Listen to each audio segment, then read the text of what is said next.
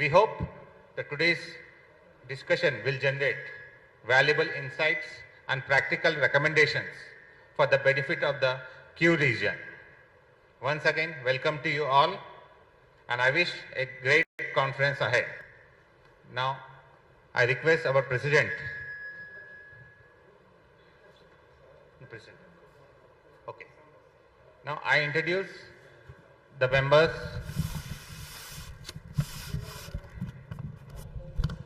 Badrinath sir, SDGP. Okay. The opening remarks. Okay. Now everyone introduce yourself. So myself, Sheikh Arif Mohammed, General Secretary, the Citizen Council. Upendranath Reddy, President, Citizen Council President. I am Sitaram Dhulipala, founding chairman of the Citizens Council. Sir, I am Badrinath, retired Deputy Commissioner and retired OSD Protocol. Now I am the Treasurer for Korwa and President for UFERWAS.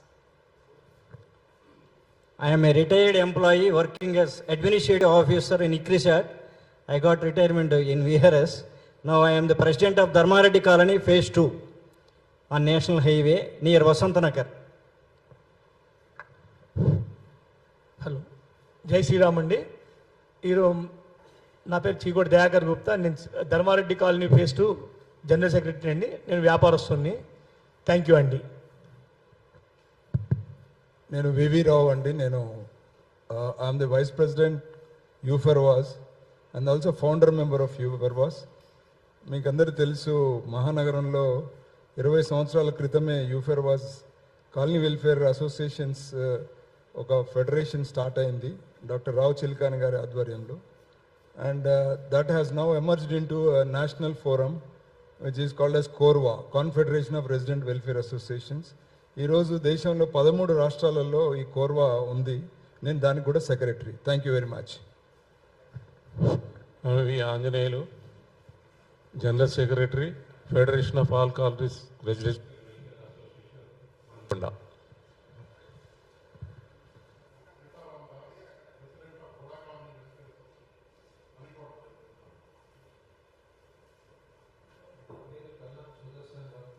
Malaysia township. ఈ మధ్యనే మేము పరివర్తన team అని form చేసి 20 సంవత్సరాల మా Malaysia township ఆలోచన ఆచరణలో మార్పు రావాలని కృషి చేస్తున్నామండి. I am Boddu Sridhar, EC member of the Citizen Council. నా పేరు రామ సుబ్బారెడ్డి అండి, Panchavati colony Manikonda, citizen council member. Thank you. My name is Vivek Chellapalli. I am one of the founder of Federation of Gated Communities of Cyberabad, FGCC, ex-president of Vajras, Jasmine County, Gachibowli. Good morning all. నా పేరు పాతూరి శ్రీనివాస్ అండి, Shilpa dream వ్యాలీకి president, యూఫెర్వాస్లో కూడా secretary. And nice of you sir, ఈ మంచి press క్లబ్లో ఇంత round టేబుల్గా meeting చేసిన సీతారాం ధూల్పాల్ గారికి అన్ని విధాల హృదయపూర్వక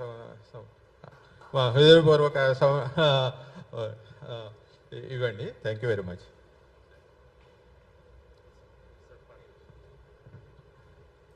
హలో, నా పేరు అజయ్. నేను HUDA welfare and vice president, MNWA vice president. అందరికీ నమస్కారం సార్. నేను నల్గొండ హుడా వెల్ఫేర్ అసోసియేషన్ ప్రెసిడెంట్ను, జలేందర్ రెడ్డిని సార్. చాలా సంతోషంగా ఉంది సార్, ఇలాంటి మీరు ఏర్పాటు చేసిన సభకి మేము రావడం, మా సమస్యల మీద మీరు తీసుకొని అందరికీ ఆమోదయోగ్యంగా ఉండే ఏర్పాట్లలో మీరు భాగం పంచుకొని ముందుకు వచ్చినందుకు మీ అందరికీ సమాపకంగా ధన్యవాదాలు సార్.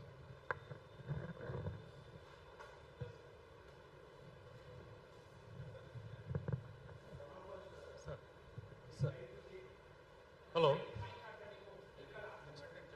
సార్, నా పేరు Dorababu, MNWA secretary, Oda colony, Nalgonda.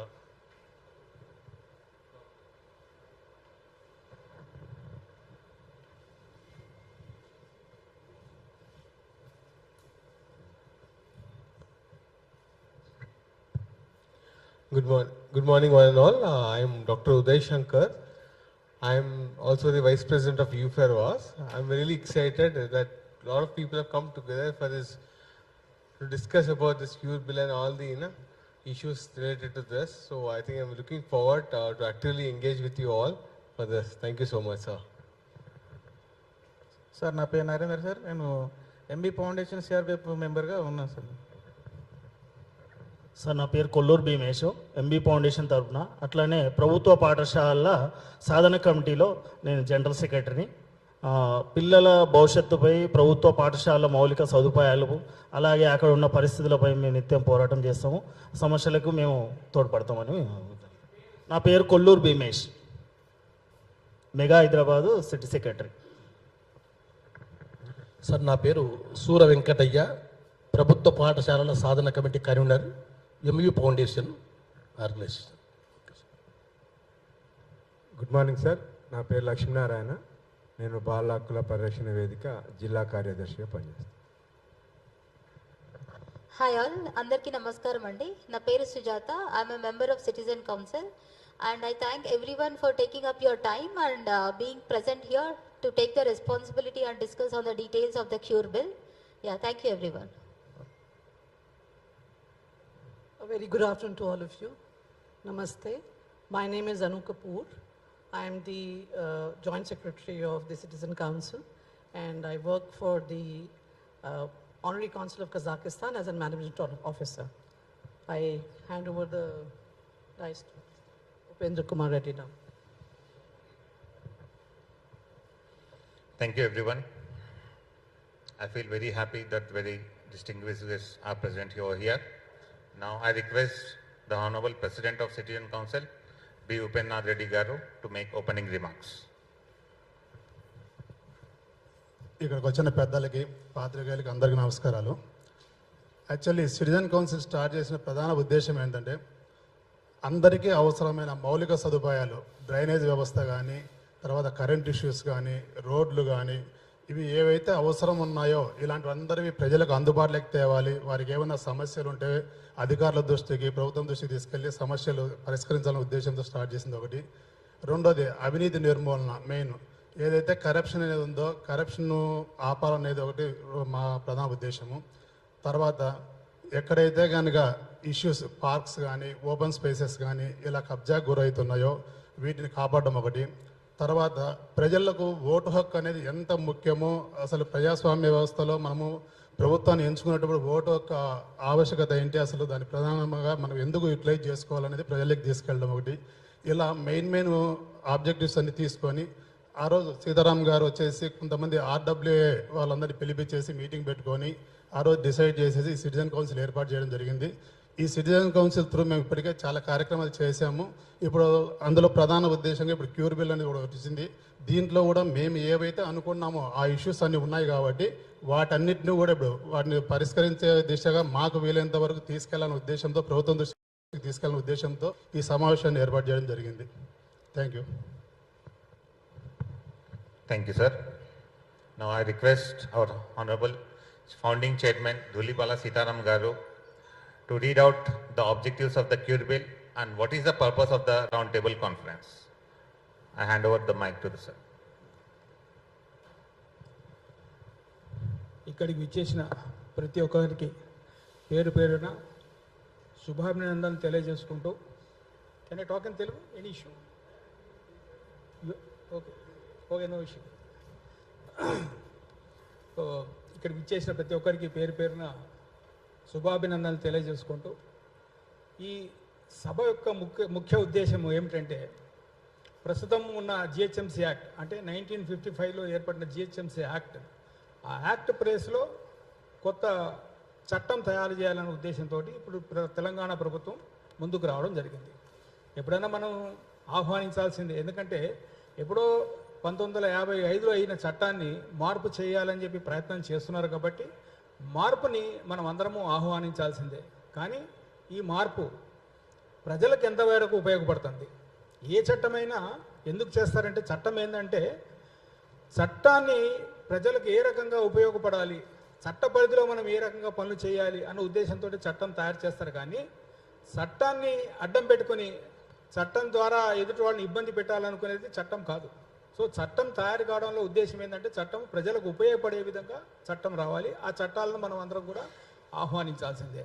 ఇందులో భాగంగా ఇప్పుడు ప్రస్తుతము మన క్యూర్ బిల్ ఇవి ఏదైతే తెలంగాణ రాష్ట్ర ప్రభుత్వం చేపట్టిందో ఈ క్యూర్ గత జిహెచ్ఎంసీ యాక్ట్ నుంచి మార్పు చేసి క్యూర్ బిల్లు ఇంట్రడ్యూస్ చేసి క్యూర్ బిల్ ద క్యూర్ అంటే కోర్ అర్బన్ రీజన్ ఎకానమీ ఏంటంటే మూడు భాగాలు చేసినారు ఈ మొత్తం తెలంగాణని.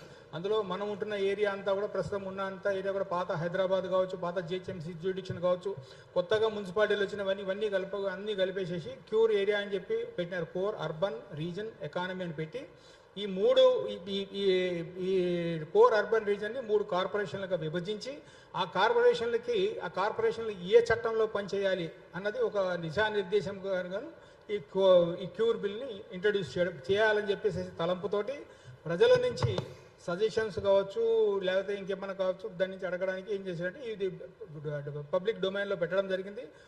ఇప్పటికే చాలా మంది రెసిడెన్స్ వెల్ఫేర్ అసోసియేషన్స్ ముఖ్యంగా ఏంటంటే సాధారణంగా మనం ఏమనుకుంటామంటే రెసిడెంట్ వెల్ఫేర్ అసోసియేషన్స్ ఏం పట్టించుకోవట్లేదని అనుకుంటాం కానీ బట్ ఇట్లాంటి ప్రధాన అంశాల మీద ఈరోజు దాదాపు దగ్గర 4200 రిప్రజెంటేషన్స్ వెళ్ళినాయంటే ఇప్పటికీ.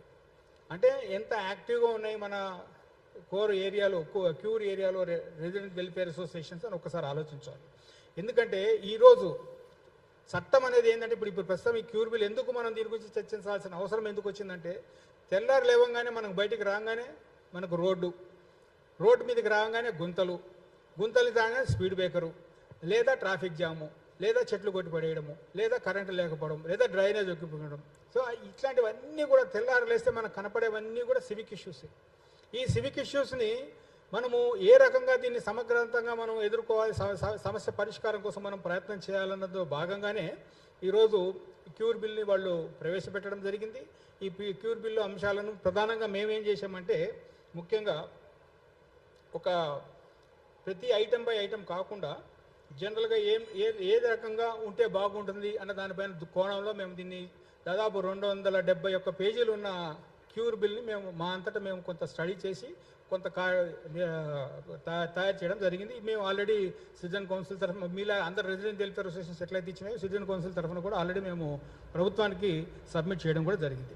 ముఖ్యాంశాలు ఏమిటంటే దీంట్లో ప్రధానంగా democratic governance and local representation first point ఎందుకు తీసుకున్నామంటే ఈ అర్బన్ లోకల్ బాడీస్ అన్నీ కూడాను 72 అమెండ్మెంట్ 72 కాన్స్టిట్యూషనల్ అమెండ్మెంట్ ఏదైతే 74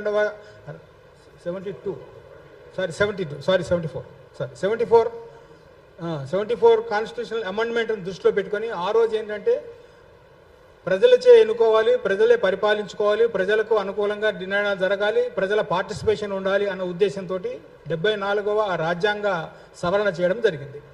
ఈ రాజ్యాంగ సవరణకు అనుగుణంగానే ఏ చట్టం జరిగినా సరే దేశంలో ఏ చట్టం జరిగినా సరే అర్బన్ లోకల్ బాడీస్లో ఈ చట్టానికి అనుగుణంగానే జరగాలి తప్ప కానీ దీనికి వ్యతిరేకంగా జరగడానికి వీల్లేదు. సో ఈ 74వ అధికరణ ప్రకారము ఇప్పుడు క్యూర్ బిల్ ఉందా లేదా అన్నదే ఇక్కడ మనం చర్చించాల్సిన అవసరం ఉంది. దెన్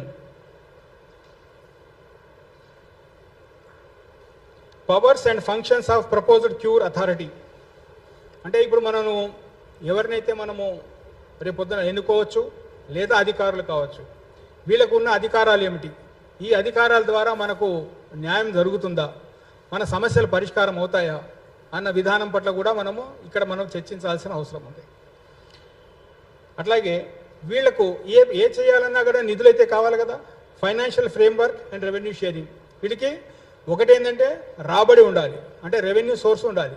రెండవది ఈ వచ్చిన నిధుల్ని సక్రమంగా అందరికీ పంచేదాకా అందరికీ పంచడం అంటే అన్ని ఏరియాస్కి సమానంగా డెవలప్మెంట్ కానీ వెల్ఫేర్ కానీ యాక్టివిటీస్ చేసే విధంగా ఈ చట్టంలో రూపొందించలేదా. ఇకపోతే public assets, government lands, public assets ఇది ఇంపార్టెంట్. ఎందుకంటే మనం మనకు ఎక్కడ చూసినా కూడా ఏ లేఅవుట్ చూసినా కూడా 10% మినిమము పబ్లిక్ యూటిలిటీ కోసము వదలాల్సిన బాధ్యత అది చట్టంలోనే ఉన్నది. ఇది చట్టంలో ఆ 10% మనకు ఉందా లేదా, ఆ 10% లేకపోతే ఏమవుతుందంటే రేపు పొద్దున కనీసం మనం ఊపిరి పీల్చుకోవడానికి కూడా అవకాశాలు ఉండవు. సో సో మనం ఏంటంటే ఈ 10% మన దుర్వినియోగం కాకూడదు. ఆ 10% ల్యాండ్ ఏదైతే ఓపెన్ స్పేసెస్ వాళ్ళు డిక్లేర్ చేస్తారో అది దుర్వినియోగం కాకూడదు. ఆ డెవలపర్ అయినా దుర్వినియోగం చేస్తారా, లేకపోతే ఇంకేమైనా బిల్డర్స్ అయినా దుర్వినియోగం చేస్తారా, కాకుండా కాపాడే బాధ్యత కూడా మన మీద ఉంది. Then integrated infrastructure planning. ఇప్పుడు ఇవాళ ఏమవుతున్నది, ప్రతిదానికి ఇంటిగ్రేటెడ్ ఇన్ఫ్రాస్ట్రక్చర్ ప్లానింగ్ అంటే ప్రతిదానికి కూడా రోడ్డు తవ్విన సంగతి కరెంట్ ఎలక్ట్రిసిటీ వాడికి తెలియదు, ఎలక్ట్రిసిటీ వాడి సంగతి రోడ్డు వాడికి తెలియదు, ఈ రెండు తెలియనిది డ్రైనేజ్ వ్యవస్థ నడుస్తుంటుంది. ఇవేమి కాదన్నట్టు వాటర్ వర్క్స్ వాళ్ళు చేస్తుంటారు. So there is no coordination. ఓవరాల్గా ఏమవుతుందంటే ఒక రోడ్డుని ఒక్కొక్కళ్ళు వాళ్ళ అవసరం కొద్దీ తవ్వుకొని పోవడము, ఒకళ్ళ మధ్య ఒకళ్ళకి కోఆర్డినేషన్ లేకపోవడము. ఈ కోఆర్డినేషన్ ఈ బిల్లు ద్వారా మనకు ఈ కోఆర్డినేషన్ మనం అచీవ్ అవ్వగలుగుతున్నామా లేదా అన్నదే దీంట్లో ప్రధాన అంశం. ఎందుకంటే మనం రేపు పొద్దున తెల్లారులేస్తే మనం దూరంగా చూసేవన్నీ ఇవే సమస్యలు కాబట్టి. ఇంకా equitable development and protection of citizens. ఇప్పుడు ఈరోజు మన దగ్గర ట్యాక్సుల రూపంలో తీసుకుంటున్నారు. ఈ ట్యాక్సులు సద్వినియోగం అవుతున్నాయా? మనం చూస్తుంటాం బయట రోడ్డు మీద your tax payers money at తీసుకండి, కానీ రియల్గా అసలు మనకి ఎవరికైనా తెలుస్తుందా? ఒక పని చేస్తున్నారు, ఏదైనా ఒక పని చేస్తున్నప్పుడు మనకు అవసరమా లేదా? అంటే కాంట్రాక్టర్ అవసరం కోసం పనులు జరుగుతున్నాయా, ప్రజల అవసరాల కోసం పనులు జరుగుతున్నాయా? ఒక ప్రజల అవసరాల కోసం పనులు జరుగుతుంటే ఎక్కడైనా సరే ఏదైనా సందర్భంలో ఎక్కడైనా ప్రజలతో చర్చించిన దాఖలాలు ఉన్నాయా? ఇవన్నీ కూడా అవసరం అనమాట. ఎందుకంటే అవి మన డబ్బులు, వాళ్ళు కాదు, ఎవరి జేబులను తీసుకొచ్చి ఖర్చు పెట్టట్లే. ఇక్కడ ప్రభుత్వం ఖర్చు పెడుతుందంటే మనం ట్యాక్సుల రూపంలో కట్టినవే ఆ ట్యాక్సులు తీసుకొచ్చి మళ్ళీ మనకు ఖర్చు పెడుతున్నారు. సో ఖర్చు పెడుతుండే సరిగ్గా జరుగుతుందా లేదా చూడాల్సిన బాధ్యత కూడా మన మీద ఉంది. యాక్చువల్గా ఏంటంటే ఒక సిటిజన్గా మనం ప్రతిదాన్ని మనం క్వశ్చన్ చేసే అధికారం ఉంది. చాలామందికి మరి తెలుసో తెలియదు, నాకు తెలియదు, కానీ బట్ ప్రతి విషయాన్ని మనం రాజకీయం చేయట్లేదు. ఇక్కడ రాజకీయాలు మాట్లాడడానికి రాలేదు, రాజకీయం చేయడానికి రాలేదు, రాజకీయాలతో మనకు పని లేదు. కాకపోతే మనం న్యాయంగా ధర్మంగా ఏవైతే ట్యాక్సులు కడుతున్నామో ఆ ట్యాక్సుల రూపం సద్వినియోగం అవుతున్నాయా లేదా అని చూడాల్సిన బాధ్యత కూడా మన మీదే ఉంది. ఇకపోతే transparency, accountability and stake holder consultation. చేసే పని కూడా ప్రతి పని కూడా మన ప్రభుత్వ నిధులతో ఖర్చు పెడుతున్నారు, మన ట్యాక్స్ ద్వారా ఖర్చు పెడుతున్నారు. కాబట్టి ఆ విషయం ఎక్కడ ఖర్చు పెడుతున్నారు ఏమిటనేది ట్రాన్స్పరెన్సీ ఉండాలి. ఖచ్చితంగా దాన్ని ఏంటంటే ఒక టెండర్ పిలిచినా లేదా ఇంకొక డెవలప్మెంట్ కార్యక్రమం చేపట్టినా ఎక్కడన్నా ఒక దగ్గర విజిబుల్గా మనకు ఉండాలి. అంటే పబ్లిక్ డొమైన్లో ముఖ్యంగా ఏంటంటే వాళ్ళందరికీ చెప్పాల్సిన పనులు కనీసం మీడియా ద్వారానే చెప్పాలి, లేదా వాళ్ళ పబ్లిక్ డొమైన్లో ఈ పని చేస్తున్నాము, దీనికి ఇంత వెచ్చిస్తున్నాము, ఇంత డబ్బు వెచ్చిస్తున్నాము, ఇది ఇంత నిర్ణీత సమయంలో ఈ పని పూర్తి కావాలి అంటే ఒక పనుల విషయమే కాదు, మిగతా విషయాల్లో కూడా ఎక్కువ ట్యాక్సులు కలెక్ట్ చేస్తున్నారు, ట్యాక్సులు ఎంత కలెక్ట్ చేస్తున్నారు, ఎట్లా కలెక్ట్ చేస్తున్నారు, ఆ ట్యాక్స్ ఫార్ములాస్ ఏమిటి, అట్లాగే వీటిని ఎట్లా సద్వినియోగపరుస్తున్నారు, ఇవన్నీ విషయాలన్నీ కూడాను ప్రతిదానికి ట్రాన్స్పరెన్సీ ఉండాలి. ఇక స్టేక్ హోల్డర్ పార్టిసిపేషన్ అంటే స్టేక్ హోల్డర్స్ పార్టిసిపేషన్ అంటే మనమందరం కూడా భాగస్థులమే. ప్రతి దాంట్లో మనమందరం కూడా భాగస్థులమే. మనం ఎవరు కన్సల్ట్ చేస్తున్నారు, మనం ఎవరైనా కన్సల్ట్ చేస్తున్నారా, మనం ఎవరు కన్సల్ట్ చేయట్లేదా? సో ఈ విషయాలన్నీ కూడా ఈరోజు మనం చర్చించి దీనికి మన ఆల్రెడీ ఇప్పటికే వాళ్ళు చెప్పిన దాని ప్రకారం అయితే డెడ్ లైన్ అయిపోయింది. మనం 10 రోజులు పెంచుతున్నామని చెప్పి 1 వీక్ పెంచుతాం అన్నారు, కానీ అది ఎక్కడ కూడా మరి మీడియాలో అయితే రాలేదు. బట్ ఎనీహో అది అనుకుంటే కనుక 24th తోటే డెడ్ లైన్ అయిపోయింది. కాబట్టి ఇప్పటికే చాలామంది మనం అంతా కూడా మన యొక్క రిప్రజెంటేషన్స్ మనం ఆల్రెడీ సబ్మిట్ చేసినాము.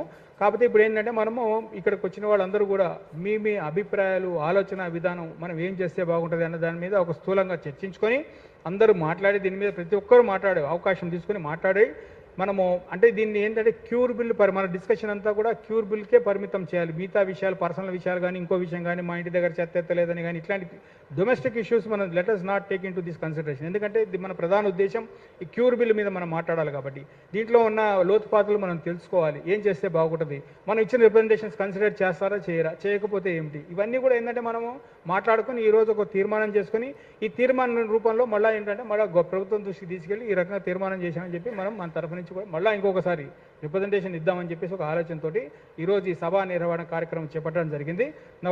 ఇప్పుడు ఏం చేస్తామంటే ఇంకా నెక్స్ట్ అందరినీ 1 by 1 ఎవరెవరు ఏం చెప్పదలుచుకున్నారో దాని మీద మాట్లాడడం. ఇకపోతే అంటే మీరు అందరు మాట్లాడతారు, నేను కూడా మాట్లాడతాను. ఎందుకంటే నేను కూడా నాకు ఇంకా కొన్ని ఏవైతే ఉన్నాయో ఇష్యూస్ నేను మాట్లాడలేదు. ఫస్ట్ గెస్టులు అందరూ వచ్చినారు కాబట్టి వాళ్ళ అభిప్రాయాలు, వాళ్ళ యొక్క ఆలోచన విధానము, ఈ క్యూర్ బిల్ని మనం ఇంకేమైనా మాడిఫై చేయొచ్చా, ఎట్లా చేస్తే బాగుంటుంది అన్నది మీ అభిప్రాయాన్ని వెలిపిస్తే కనుక ఇక్కడ మనకు మీడియా మిత్రులు కూడా ఉన్నారు, వాళ్ళు కూడా కవర్ చేస్తున్నారు. ఇవన్నీ కూడా ప్రభుత్వం దృష్టికి తీసుకెళ్లే విధంగా వాళ్ళ ప్రయత్నం కూడా చేస్తారని చెప్పి ఆశిస్తూ ఈ అవకాశం ఇచ్చినందుకు మీ అందరికీ కూడా ధన్యవాదాలు. Thank you, sir. You have made a very detailed explanation about the cure bill and what its objectives and the purpose. Thank you for your valuable words. Now I request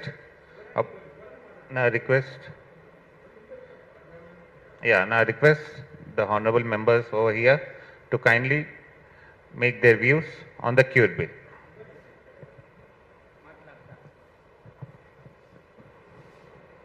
Sir, introduce yourself. నేను వివి రావు నా పేరు, vice president you ఫెర్వాస్. నేను ఉండేది housing board Kukatpally. Sitaram గారు మౌలికమైనటువంటి మూలాల మీద చెప్పారు. ఈ బిల్ అంతా కూడా గత 10 రోజుల క్రితం మా కాలనీ వెల్ఫేర్ అసోసియేషన్స్, ఫెడరేషన్స్ అందరినీ కూడా మన జయేష్ రంజన్ గారు మున్సిపల్ ఆఫీస్లో ఒక మీటింగ్ కోసం పిలవడం జరిగింది. దాంట్లో ఆయన దాదాపు ఒక 1.5 hour ఎలాబరేట్గా ఈ చట్టం యొక్క మూలాల మీద మాట్లాడడం జరిగింది. అంటే తాను ప్రజెంటేషన్ వేసి చెప్పాడు ఏంటంటే ఏ విషయాలు దీని పరిధిలోకి వస్తాయని కూడా ఆయన చెప్పడం జరిగింది.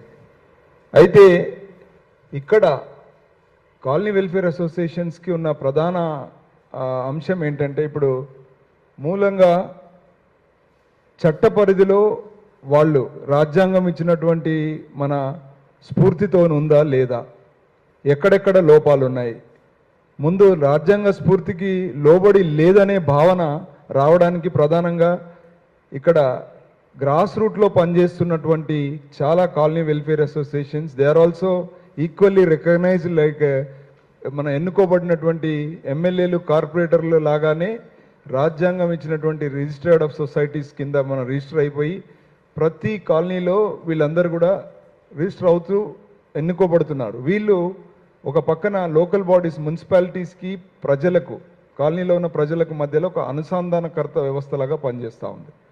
మరి దీనికి గుర్తింపు కావాలని చెప్పేసి గత 20 సంవత్సరాల నుంచి వెళ్ళి పెద్ద ఎత్తున ఏదైతే వీరు ఇప్పుడు లేవనెత్తినటువంటి ఈ క్యూర్ బిల్లో ఉన్నటువంటి అన్ని విషయాలలో దేర్ షుడ్ బి ఒక డైరెక్ట్గా ఒక ట్యాక్స్ పేయర్ డైరెక్ట్గా వెళ్ళి ఇంత పెద్ద రాజ్యాంగ వ్యవస్థలో ముఖ్యమంత్రి గారినో లేకపోతే ఎమ్మెల్యేలనో అడ్రస్ చేసేటువంటి పరిస్థితి లేదు. కాబట్టి ఇది లోకల్గా ఉన్నటువంటి కాలనీ వెల్ఫేర్ అసోసియేషన్స్ రోజువారీ వాట్సాప్ గ్రూప్లలో వాళ్ళ సమస్యల్ని ప్రతిసారి ప్రతిబింబించే విధంగా డిస్కస్ చేస్తున్నారు. కాబట్టి ఈ వీరికి ఒక సముచితమైనటువంటి స్థానము ఈ క్యూర్ బిల్లో పెట్టాలి. ఎందుకంటే గతంలో కూడా గవర్నమెంట్ కొన్ని జీవోలు పాస్ చేసిన తర్వాత దాంట్లో 20% స్టేక్ హోల్డ్, అంటే వాళ్లకు నిర్ణయాలు ఏదైతే కాలనీలో డెవలప్మెంట్ ఆస్పెక్ట్స్ కావచ్చు, మెయింటెనెన్స్ ఆస్పెక్ట్స్ కావచ్చు. ఈరోజు మేము ఒక 20 సంవత్సరాల పోరాటం తర్వాత మాకు పార్క్స్ మెయింటెనెన్స్ అనేది మాకే ఒప్పచెప్పారు కాలనీ వెల్ఫేర్ అసోసియేషన్స్.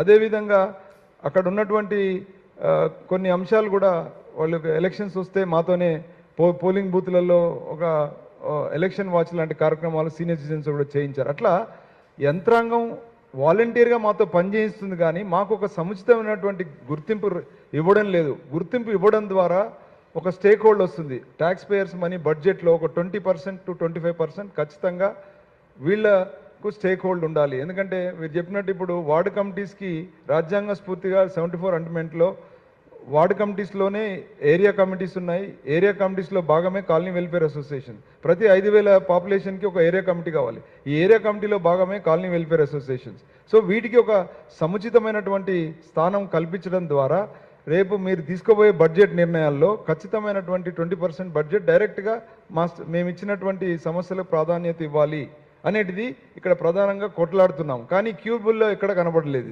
ఇది కనపడకపోవడం వల్ల ఇప్పుడు సీతారాం గారు చెప్పిన మిగతా అంశాలన్నీ కూడా ఏదైతే ప్రొటెక్షన్ ఆఫ్ పబ్లిక్ అసెట్స్ కావచ్చు, ఫైనాన్షియల్గా మనము రివ్యూ చేసుకోవాల్సినటువంటి అంశాలు కావచ్చు, పవర్స్ అండ్ డ్యూటీస్ విషయంలో మేము ఇప్పుడు అడుగుతున్నాను. ఇది మనకు పవర్స్ అనేటి క్షేత్రస్థాయిలో ఇవ్వమని చెప్పి రాజ్యాంగ స్ఫూర్తిగా చెప్తున్నాను. ఈ దేశంలో నిన్నటి కాక్రోచ్ జనతా పార్టీ దగ్గర నుంచి వెళ్ళి మన colony welfare associations grass root సమస్యల వరకు మూలము డీసెంట్రలైజేషన్ ఆఫ్ పవర్ జరగలేదు.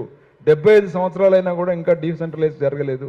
సెంట్రలైజ్డ్గా ఇప్పుడు 3 మీరైతే కార్పొరేషన్లు చేశారు, కానీ మరి ఎందుకు ఈ చట్టం విషయానికి వచ్చే సెంట్రలైజ్ చేస్తున్నారు? ఆ డీసెంట్రలైజేషన్ అనేది మీ చట్టంలో కూడా కనపడాలి కదా, కనపడలేదు. కాబట్టి మీరు చెప్తున్నటువంటి అంశాలు ఏదో మా ట్యాక్స్ మనీ రేపు డబ్బులు వసూలు చేసుకోవడానికి, అంటే దీన్ని 3 అంతలు అవుతుంది ట్యాక్స్ మనీ, 4 అంతలు అవుతుంది, ఎవరో కొద్ది మంది ఇల్లీగల్గా బిల్డింగ్లు కట్టిన వాళ్ళ దగ్గర మొత్తం డబ్బులు కొట్టేస్తే మాకు రేపు పొద్దున గవర్నమెంట్లో ఉన్న బడ్జెట్ లోపాలన్నింటినీ కూడా దీంతో కవర్ చేసుకుందామని ఒక దృష్టిలో చేశారనేటువంటి ఒక భావన ఈరోజు మొత్తం హైదరాబాద్ మహానగరంలో ఉన్నటువంటి కాలనీ వెల్ఫేర్ అసోసియేషన్స్ రెసిడెన్స్లో ఒక భయం స్టార్ట్ అయింది. ఈ భయాన్ని అడ్రస్ చేయడానికి కొంతవరకు మొన్న జయేష్ రంజన్ గారు చెప్పే ప్రయత్నం చేశారు. కానీ అది సెంట్రలైజ్డ్గా ఉంది. ఒక మనం కంప్లైంట్ వాట్సాప్లో ఈరోజు వేస్తే మన కాలనీలో దానికి సమాధానం రావడానికి ఒక అకౌంటబిలిటీ లేదు. దాన్ని ఆ ప్రశ్న ఒక డ్రైనేజ్ పొంగిపోయింది లేదా ఇక రోడ్డు ఇదైంది అన్నప్పుడు మనకు తెలియకుండానే ఆ కంప్లైంట్ అది ఆల్రెడీ అటెండెడ్ అని వస్తుంది. ఇలాంటి కొన్ని వేల కంప్లైంట్స్ పెండింగ్లో ఉన్నాయి. కొన్నేమో ప్రెషర్ ఎక్కువైనప్పుడు వాటిని క్లోజ్ చేస్తున్నారు. కానీ వాటికి సంబంధించినటువంటి విషయాలన్నీ కూడా ఒక కాలనీ వెల్ఫేర్ అసోసియేషన్ స్థాయిలో వాళ్ళకి కనుక ఆ అధికారాలు ఇస్తే ఒక కంప్లైంట్ ఫైల్ చేసిన తర్వాత అది అయిందా కాలేదా అనే అకౌంటబిలిటీ ఆ స్థాయి వరకు కనుక ఇవ్వగలితే కాలనీలో ముంగిట్లో ప్రజల ముంగిట్లో ట్యాక్స్ పేయర్స్ ముంగిట్లో సాల్వ్ చేసుకోవడానికి అవసరం ఉంటుంది. ప్రతి చిన్న కంప్లైంట్ తీసుకుపోయి హైదరాబాద్లో ఎక్కడో జిహెచ్ఎంసీ ఆఫీస్లో పెడితే మరి ఇంతమంది ఈ మొత్తం 1,50,00,000 మంది సమస్యలు హైదరాబాద్ జిహెచ్ఎంసీ ఒక జయేష్ రంజన్ గారో వారికి ఉన్న కొద్ది మంది టీం ఎలా సాల్వ్ చేస్తుంది? 30-60 సర్కిల్స్లో మీరు ఈరోజు వార్డులను పెంచారు. 60 సర్కిల్స్ దాదాపు మీరు ఈరోజు 150 నుంచి 300 వార్డ్స్ చేశారు. మరి వీటన్నిటికీ పరిష్కారం ఒక సెంట్రలైజ్డ్గా వ్యవస్థ నడుస్తుందా? కాబట్టి మీరు చేసే చట్టంలో పెద్ద లోపాలు ఉన్నాయి. ఈ లోపాలను సరిదిద్దాలంటే మీరు డీసెంట్రలైజ్ చేయాలి. ఏ రకంగా అయితే 3 కార్పొరేషన్లు చేశారో కాలనీ స్థాయి వరకు కూడా మీరు ఈ చట్టంలో మార్పులు తీసుకురావాలి అనేది అటువంటి మూల ఉద్దేశం. ఈరోజు కాలనీ వెల్ఫేర్ అసోసియేషన్స్ వాళ్ళు సరే ఇక్కడ ఉన్న పెద్దలందరూ కూడా చాలా సబ్జెక్ట్స్ మాట్లాడవచ్చు. బట్ అది మూల సూత్రంగా నేను చెప్పదలుచుకుంది ఏంటంటే ఇది కనుక కింది స్థాయి వరకు కనుక మీరు కనుక ఇస్తే అప్పుడు ట్రాన్స్పరెన్సీ అకౌంటబిలిటీ వస్తుంది. ఈరోజు ఎమ్మెల్యేలు కౌన్సిలర్స్ మాత్రమే అన్ని నిర్ణయాలు చేస్తామంటున్నారు. వాళ్ళు ప్రజలను ఉద్దేశించి చేస్తున్నారా పార్టీలను ఉద్దేశించి చేస్తున్నారా? పార్టీ ప్రయారిటీ అయినప్పుడు మీకు తెలుసు ఓటుకు 5,000 పెట్టుకుంటున్నారు. నిన్ననే జూబ్లీహిల్స్లో హైయెస్ట్ డబ్బులు ఖర్చు పెట్టారని చెప్పి దేశంలో వచ్చింది. నేను ఎలక్షన్ వాచ్ 2 రాష్ట్రాల కన్వీనర్గా చెప్తున్నా. నా దగ్గర ఉన్న డేటా ప్రకారంగా హైయెస్ట్ ఖర్చు పెట్టింది మన జూబ్లీ ఎలక్షన్స్లో. కానీ అక్కడ మాత్రము పోయిన ఎన్నికలకి ఈ ఎన్నికలకు 0.5% మాత్రమే ఓటు శాతం పెరిగింది. ఎందుకు ఈ అర్బన్ ఓటర్స్ ఎందుకు రావట్లేదు అంటే ఈ కనెక్టివిటీ ఈజ్ మిస్సింగ్. ఈ చట్టాల్లో 75 సంవత్సరాల ముందు చేసిన చట్టం ఆనాడు అవసరాలు వేరు. ఈనాడు మనం మారుతున్నటువంటి ఆర్థిక సామాజిక పరిస్థితుల మూలాన ఇలా ఎంతో అడ్వాన్స్ అయ్యాము. కానీ చట్టాలు మారడం లేదు. అదే రకమైనటువంటి పాలనా యంత్రాంగం, అదే రకమైనటువంటి వ్యవస్థ. కానీ ప్రజలకు ఆ చట్టాల్లో ఉన్నటువంటి ఆ పవర్స్ కానీ ఆ డ్యూటీస్ కానీ ఆ రెస్పాన్సిబిలిటీస్ కానీ చిన్న మోరీకి సంబంధించిన సమస్య వస్తే మాకే ఇవ్వండి, సాల్వ్ చేయకపోతే మా దగ్గరే చర్చించుకొని సాల్వ్ చేసుకునేటువంటి ఒక రికన్సిలియేషన్ ప్రాసెస్ కూడా మాకే ఇవ్వండి. Why you want to solve it? మీ దగ్గరకు వచ్చి రోజులు చిన్న సమస్యను ఒక చిటికన వెళ్తాం జరిగే సమస్యను మీరు కోర్ట్స్ లాగా తీసుకెళ్లి సంవత్సరాలు చేయడం వల్ల కాలనీలలో కూడా గొడవలు అవుతున్నాయి. గ్రూపులు అయిపోయి ఈరోజు గేటెడ్ కమ్యూనిటీస్లో కూడా ఈక్వల్గా మీరు ట్యాక్స్ పే చేస్తున్నారు, మళ్ళీ మీరు వసూలు చేసి మెయింటెనెన్స్ ఖర్చు పెడుతున్నారు. మరి మాకు అకౌంటబిలిటీ కావాలంటే అక్కడ అకౌంటబిలిటీ దొరకడం లేదు. కాబట్టి ఇక్కడ స్క్వేర్ ఫీట్కు 33 రూపాయలు 5 రూపాయలు ఖర్చు పెట్టి మీరు ఎంత చేయాల్సిన అవసరం ఏంటి? దాంట్లో చాలా సర్వీసెస్ గవర్నమెంట్ ఇచ్చేది ఉంది కదా, ఎందుకు వాడుకోలేకపోతున్నారు? బికాస్ దిస్ యాక్ట్ ఇక్కడ ఉన్నటువంటి మన ఎన్నుకోబడినటువంటి ఎమ్మెల్యేలు, కార్పొరేటర్లు లేదా మన ముఖ్యమంత్రులు, మన ఎంపీలు మనకు కావాల్సినటువంటి మార్పులు చేయడం లేదు అనేది గొంతెత్తి చెప్తున్నప్పటికీ కూడా మరి ఒకసారి మీరు తెస్తున్నటువంటి చట్టంలో ఇవన్నీ ఉన్నాయా? ఉంటే ఎక్కడున్నాయి చూపించాల్సినటువంటి బాధ్యత మీ మీద లేదా అనేదే ఈరోజు మొత్తం యావత్ సమాజం గొంతెత్తి చెప్తుంది, అడుగుతుంది. వీరు సీతారాం గారు చెప్పినట్టు 4,000 అప్లికేషన్స్ దానికి నిదర్శనం. దీని మీద ప్రభుత్వం స్పందించాలి. స్పందించకపోతే రేపు రానున్న రోజులలో దీని మొత్తం క్షేత్రస్థాయిలో ఉద్యమాలు కూడా జరగవచ్చు. దీని యొక్క రిపర్కేషన్స్ గవర్నమెంట్ మీద కూడా రేపు రాబోయే ఎన్నికల్లో జిహెచ్ఎంసీ ఎన్నికల్లో కూడా ఉంటుందని చెప్పేసి ఈ వేదిక నుండి మీ అందరికి కూడా గవర్నమెంట్కి మేము విన్నవించుకుంటున్నాం. దయచేసి అలాంటి పరిస్థితులు రాకుండా మమ్మల్ని అందరినీ అక్కడ అకామిడేట్ చేసి మొత్తం అన్ని వర్గాల వారికి న్యాయం జరిగేటువంటి చూడాలని చెప్పేసి నాకు ఈ అవకాశం ఇచ్చినందుకు మీ అందరికీ ధన్యవాదాలు. థ్యాంక్ యూ సార్, చాలా డీటెయిల్గా చెప్పారు. We have noted your points.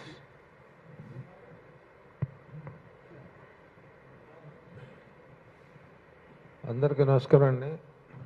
Actually నేనేమి ప్రిపేర్ రాలేదు. మీ మాటలన్నీ విన్న తర్వాత మా మలేషియా టౌన్షిప్లో జరుగుతున్న విషయాలు చూసి, చుట్టుపక్కల విషయాలు చూసి నాకు 2 మాటలు చెప్పాలనిపిస్తుంది. మార్పు అవసరం. 1955 నుంచి ఈ రోజు వరకు దశాబ్దాలు గడిచిపోయినాయి. కాలానికి అనుగుణంగా ఈ యాక్ట్స్ కానీ రూల్స్ రెగ్యులేషన్స్ కావాలి. రూల్స్ రెగ్యులేషన్స్ ఎందుకు కావాలి? Discipline, comfortable, equitable happiness to all citizens. ఒక చట్టం ఎందుకు కావాలంటే అందరినీ సమానంగా చూడటానికి, అందరికీ సుఖ సంతోషాలు తేటం చట్టం, కానీ చట్టానికి మనం దాసులం కాదు. మనం ఎన్నుకున్న ప్రజాప్రతినిధులు ఈ చట్టాన్ని తెస్తారు. ఎట్లా తెస్తారు? మనకు సంప్రదించకుండా వాళ్ళు air condition bureaucratic people adviser మీద ఈ చట్టాలు తేవడం వల్ల ప్రజలలో ఈ డెమోక్రటిక్లో అశాంతి జరుగుతుంది. ఇది మన ఒక రాష్ట్రంలో కాదు, దేశం అంతా జరుగుతుంది. దేశం ఒక్కలే కాదు, చుట్టుపక్కల దేశాల్లో కూడా ఇదే జరుగుతుంది. చిన్న చిన్న ఎజిటేషన్స్ స్టార్ట్ అయిపోయి వాల్కానిక్ సైక్లోన్ స్టార్ట్ అవుతుంది, వాల్కానిక్ సునామీ స్టార్ట్ అవుతుంది. ఎందుకంటే మన చిన్న చిన్న అవసరాలని తీర్చేవాళ్ళు ఎవరు లేరు. మనం ఎవరు చెప్పుకుంటానికి there is no accessibility for our grievances redressal. ప్రజాప్రతినిధులు ఎన్నికల వరకే, దాని తర్వాత అదృశ్యమైపోతారు.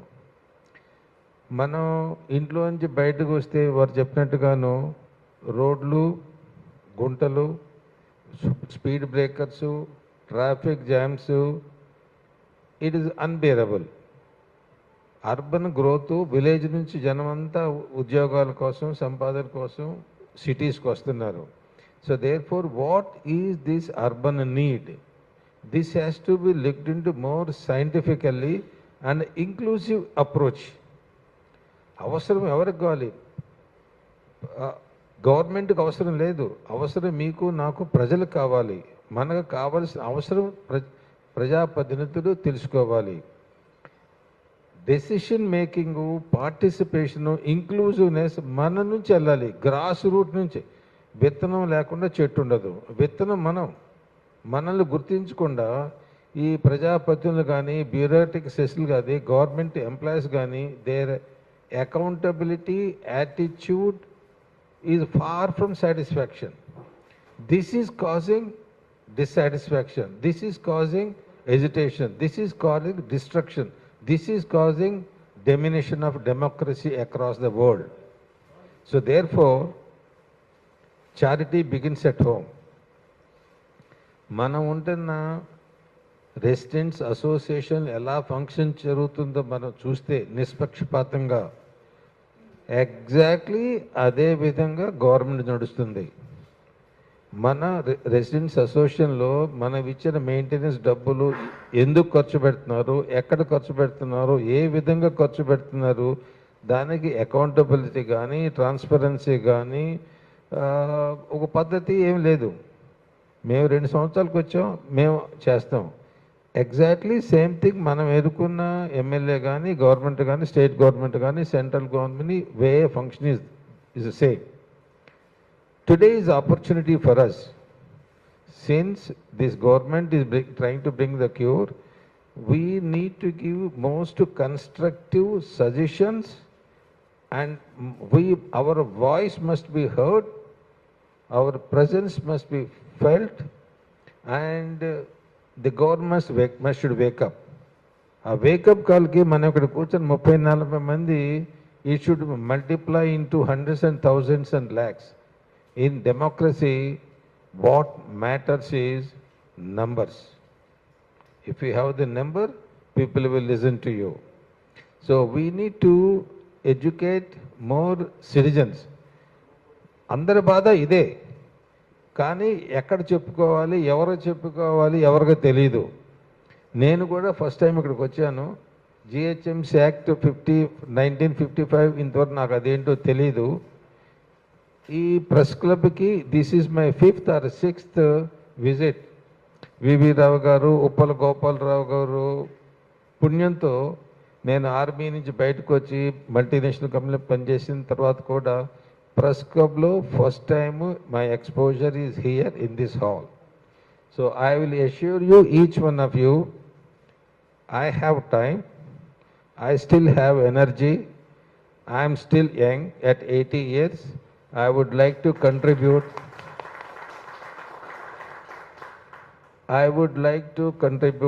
ఉడతా భక్తిగా నా వల్ల ఏ పైనైనా జరుగుతుంది, జరగాలి, చేయగలనంటే I'm always ready. I'm available to this association, to each one of you, to be with you. Thank you so much. Thank you, sir. Thank you for your kind words, very valuable words. I would like to highlight the word what sir has said, educate more citizens. I would like to recall, sir, the Citizen Council motto is educate, organize and agitate. So we are also working on the same line, sir. Thank you for your words. అందరికీ నమస్కారం. ఈ బిల్లులోనే integration అని ఉంది. Actually ఈ బిల్లులోనే integration అని ఉంది. Introduce yourself, please. I'm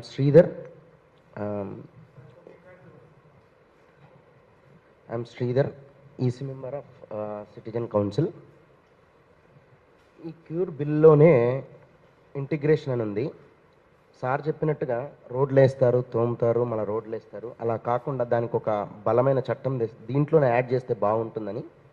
రెండో point ఏంటంటే ఈ ప్రాపర్టీ ట్యాక్స్ని కూడా నార్మలైజ్ చేస్తే చాలా బాగుంటుంది. ఎందుకంటే జనాల్లో ఏం జరుగుతుందంటే చర్చ, ఇప్పటికే దోపిడీ జరుగుతుంది ప్రాపర్టీ ట్యాక్స్ మీద, ఇంకా ఏదో దోచుకోవడానికి డైరెక్ట్ దోచుకోలేరు కాబట్టి ఈ బిల్లు పెట్టి దోచుకుంటే బాగుంటుందని అనుకుంటున్నారు.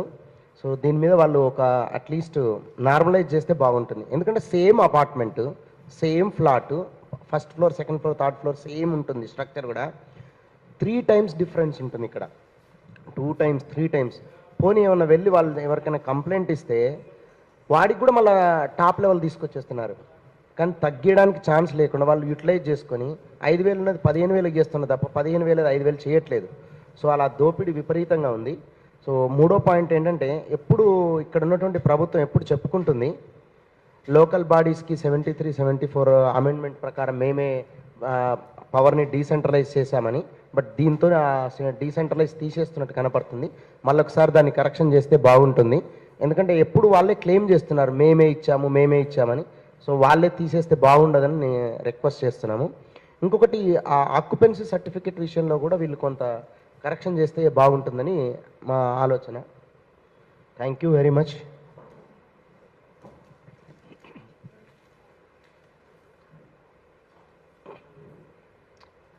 Good afternoon, everybody. My name is Vivek Challapalli. I represent Vajraj Jasmine County,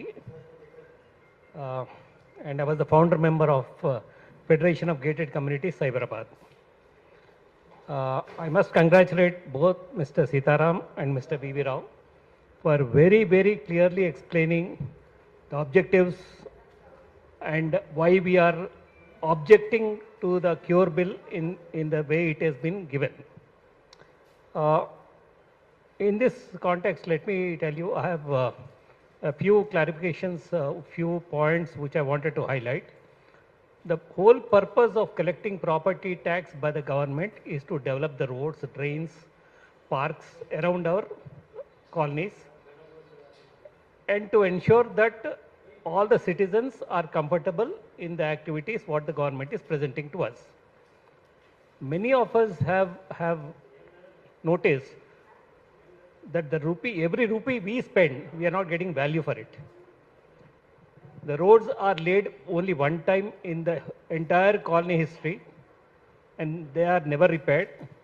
The drains are never unclogged, or though it's the responsibility of the citizen also not to throw plastics and all, but they are not cleaned ever.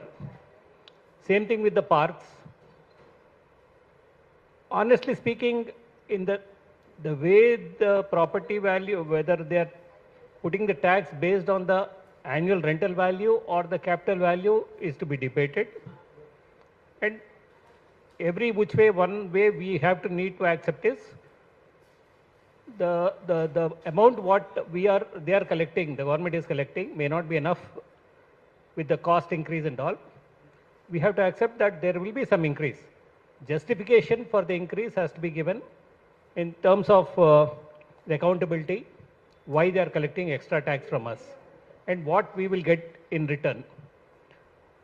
In terms of decentralization and other things, what Sitaram Garu and V.V. Rao Garu have explained beautifully, I totally accept their statements. In terms of whether it is illegal constructions which are going on, all the builders are very much sure that it will be regularized. But the burden of the extra load which is coming because of the illegal activity is falling on the existing colonies, existing houses which are there. The builder is very much sure, if not today, after 4, 5, 10 years, it will be regularized. Classic example of Ayappa society. So many buildings have come up, and Madhapur is choked because of Ayappa society only. These sort of things should not be regularized. They should be demolished, and therefore it will be happy times for all the community. This is all my contribution in terms of other points have, like I said, beautifully explained by all of you. And thank you so much. Thank you, sir.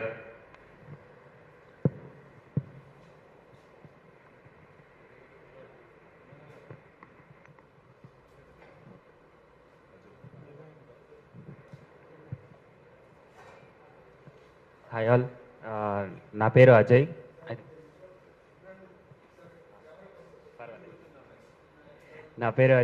నేను MNWA vice president అండి, Hooda colony.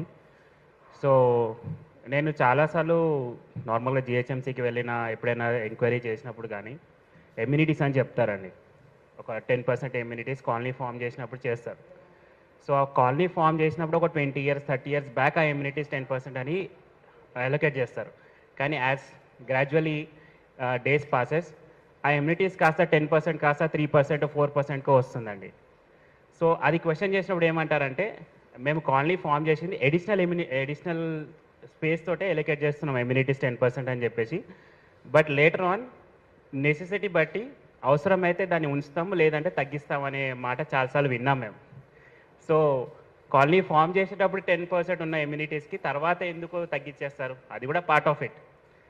And రెండోది ఏంటంటే, ఈ taxes కానీ roads కానీ ఇలాంటి అన్నిటికీ ఒక ఆర్డర్ వైజ్లో ప్రాపర్గా చేస్తే that will be very beneficial. Like first pipe line వేయడం కానీ, అండ్ నెక్స్ట్ తర్వాత పోల్స్ కానీ, కరెంట్ పోల్స్ కానీ, అండ్ దెన్ రోడ్స్. ఇప్పుడు ఒక చిన్న ఎగ్జాంపుల్ చెప్తాను. మా దగ్గర ఒక 100 feet రోడ్ చేశారు. అదేమైందంటే 100 feet రోడ్ చేశారు, అంతా ఓకే, వెల్ అండ్ గుడ్. తర్వాత స్ట్రీట్ లైట్స్ వేశారు. స్ట్రీట్ లైట్స్ వేసినప్పుడు ఏమైందంటే దానికి సంబంధించిన కనెక్షన్స్ కోసం అని తవ్వారు. ఇప్పుడు అక్కడ ఏంటంటే ప్రాపర్గా దాన్ని క్లోజ్ చేయలేదు. అక్కడ ఏమైందంటే ప్యాత్ హోల్ ఫామ్ అయిపోయింది. దానివల్ల వెహికల్స్ కానీ లేదంటే వచ్చిన వాళ్ళు చాలామంది స్విగ్గీ వాళ్ళు, బైకర్స్ వాళ్ళందరూ కింద పడిపోవడం చూసాం మేము. అక్కడే వాటర్ అక్యుములేట్ అవుతూ ఉంటాయి. So whenever we met the contractor also దేసే మేము చూస్తాము, లేదంటే ఇది మాది కాదు, లేదంటే నెక్స్ట్ బిల్లో వస్తుంది, ఇలాంటివన్నీ వస్తున్నాయి. సో దీనికి ప్రాపర్ ఛానల్ ఒకటి ఉండాలి. ఆ ప్రాపర్ ఛానల్ ఏంటంటే మేము కంప్లైంట్ చేసినా కానీ ఆటోమేటిక్గా కంప్లైంట్ క్లోజ్ అయిపోతుంది. రెండోది ఇంకా చాలా విషయాలు ఉన్నాయి. లైక్ కరెంట్ పోల్స్ ఉన్నాయి, అవి ఇంప్రాపర్గా ఉన్నాయి, పడిపోయేలా స్టేజ్లో ఉన్నాయి. నేనే చాలాసార్లు కంప్లైంట్ చేశాను, ఇట్లా పోల్ పడిపోతుంది, కొంచెం హెల్ప్ చేయండి అని చెప్పేసి. వాళ్ళు ఆటోమేటిక్గా కంప్లైంట్ క్లోజ్ చేసేస్తారు. Then again we approach to GHMC, దేసే సరే లైన్మెన్ చెప్తాము. It just passes. అది ఇప్పటివరకు ఎప్పుడు అడ్రస్ అవ్వదు. కొన్ని ప్లేసెస్లో లైట్స్ లేవు. These are all basic amenities. As generation changes amenities also will change. So అట్లాగా మనం ఏ ట్యాక్స్లు కట్టినా ఏం కట్టినా కానీ ఈ బేసిక్ అమ్యూనిటీస్ లైక్ ఇన్ఫ్రాస్ట్రక్చర్ ఇవన్నీ డెవలప్ చేయాలి. మోర్ ఓవర్ ఏంటంటే ఒక ప్రాపర్ నోటీస్ బోర్డ్ పెట్టాలి. లైక్ ఎవ్రీ కాలనీలో, ఎవ్రీ అసోసియేషన్లో ఫర్ ఎగ్జాంపుల్ ఈ మంత్ ఒక రోడ్ వర్క్ తీసుకున్నాం, సో సమ్ స్ట్రీట్లో ఒక రోడ్ వర్క్ చేస్తున్నాం. సో ఆ డీటెయిల్స్ అక్కడ పెట్టాలి. So that everybody get to know, like మన ఆ రూట్లో వెళ్ళే వాళ్ళు కానీ ఎవరైనా సరే ఈ రోడ్లో ఇంత వర్క్ జరుగుతుంది. సో అట్లా ప్రాపర్గా ఇన్ఫర్మేషన్ ఉందంటే అందరికీ తెలుస్తుంది మనం ఏం చేస్తున్నారు, ఎంత వెళ్తుంది అని చెప్పేసి. ఇప్పుడు పార్కులు ఉన్నాయి, ఫర్ ఎగ్జాంపుల్ బడ్జెట్ ఎలకేట్ చేస్తారు, అన్నీ చేస్తారు, కానీ అందులో హాఫ్ వర్క్ మాత్రమే జరుగుతుంది. లైక్ ఫర్ ఎగ్జాంపుల్ ఒక పార్క్కి 50 lakhs ఇచ్చారనుకోండి, అందులో 10 lakhs వరకే వర్క్ జరుగుతుంది. వెళ్ళి కాంట్రాక్టర్ని అడిగితే మాకు ఇంతవరకే ఇచ్చారని చెప్తారు. Where is the 40 lakhs going on? అది క్వశ్చన్ చేస్తే దానికి ఆన్సర్ ఎప్పుడూ రాదు. సో ఇవి కూడా కొంచెం అడ్రస్ చేసి ప్రాపర్గా అకౌంటబిలిటీ, సార్ వాళ్ళు అన్నట్టు అకౌంటబిలిటీ అండ్ డిజిటలైజేషన్. ఇప్పుడు అన్ని డిజిటలైజేషన్ అవుతున్నాయి. మనం చేస్తున్నాం, కంప్లైంట్ చేస్తున్నాం కానీ దానికి ప్రాపర్ ఇన్ఫర్మేషన్ ఉండదు. డైరెక్ట్గా క్లోజ్ చేస్తారు. అది దానికి ఎవరికి అసైన్ చేశారు, ఏ పర్సన్ అసైన్ చేశారు, even they don't know that it has been assign to them. So ఇలా కాకుండా అప్రాప్రియేట్ డీటెయిల్స్ ఎవరిని కాంటాక్ట్ చేసినా అని మనకు అన్ని ఇన్ఫర్మేషన్ వచ్చేలాగా చేస్తే అది చాలా better. Thank you sir. Thank you sir. మీరు చెప్పిన రికమెండేషన్స్ మేము సిటిజన్ కౌన్సిల్ నుండి DIG-1 పాలసీ మీద మేము ఆల్రెడీ డిస్కస్ చేసాము. DIG-1 పాలసీ మీద ఏంటంటే సార్, ఇప్పుడు ప్రతి రోజు సార్ చెప్పినట్టు రోడ్స్ అనేది డిగ్ చేసేస్తారు ఇష్టారాజ్యంగా. వాళ్ళు ఒక రోజేమో ఫైబర్ కేబుల్ అంటారు, ఒక రోజేమో వాటర్ కనెక్షన్ అంటారు, ఒక రోజేమో మన ఎలక్ట్రిసిటీ కోసం అంటారు, ఒక సైడ్ డ్రైనేజ్ కోసం అంటారు. ఇవి చాలా ఇబ్బంది పడుతున్నారు. This is the reality what we're facing right now in our cities. So మీరు చెప్పిన చాలా మంచి పాయింట్ చెప్పారు sir. Thank you. Hello, good morning అండి. నేను శ్రీనివాస్ పాతవరి అండి, UFERWAS secretary and president of Shilpa dream valley. ఇది ప్యూర్ బిల్ మంచిదే, మనం ఎవరూ ఏది మంచి చేయడానికి మనమేమీ అడ్డు కాదు. కాకపోతే సీతారాం గారు చెప్పినట్టు ఇది 74th అమెండ్మెంట్ ఆఫ్ కాన్స్టిట్యూషన్ ప్రకారం జరగాలి. అది జరిగిందా అంటే జరగలేదు. అది మనము ముందు వాళ్ళకి చెప్పేటప్పటికి సీతారాం గారు అడిగినప్పుడు 1 week మేము ఎక్స్ట్రా టైం ఇస్తాం అన్నవాళ్ళు ఇప్పుడు సడన్గా అన్నీ క్లోజ్ చేసేసుకుని 5,000 వరకు అంటే 4,800 వచ్చినాయి అంట. అందుకని వెంటనే క్లోజ్ చేసేసుకుని they are not extending it. మనకు తెలిసిన ఇన్ఫర్మేషన్ ప్రకారం they are going ahead as fast as possible. అంటే తొందరలోనే రేపు వర్షాకాల సమావేశాల్లోనే చేసేద్దాం అనుకుంటున్నారు. దీనికి ప్రాబ్లం ఏంటంటే మనం అందరం ఇప్పుడే అర్థం చేసుకోవాల్సిన విషయం, ఇవన్నీ పాయింట్స్ కనుక చేయకపోతే మనకు ఉన్నది సీతారాం గారు చెప్పినట్టుగానే 74th అమెండ్మెంట్ వల్ల ఇది జరగలేదు కాబట్టి కోర్టుకి వెళ్ళచ్చు.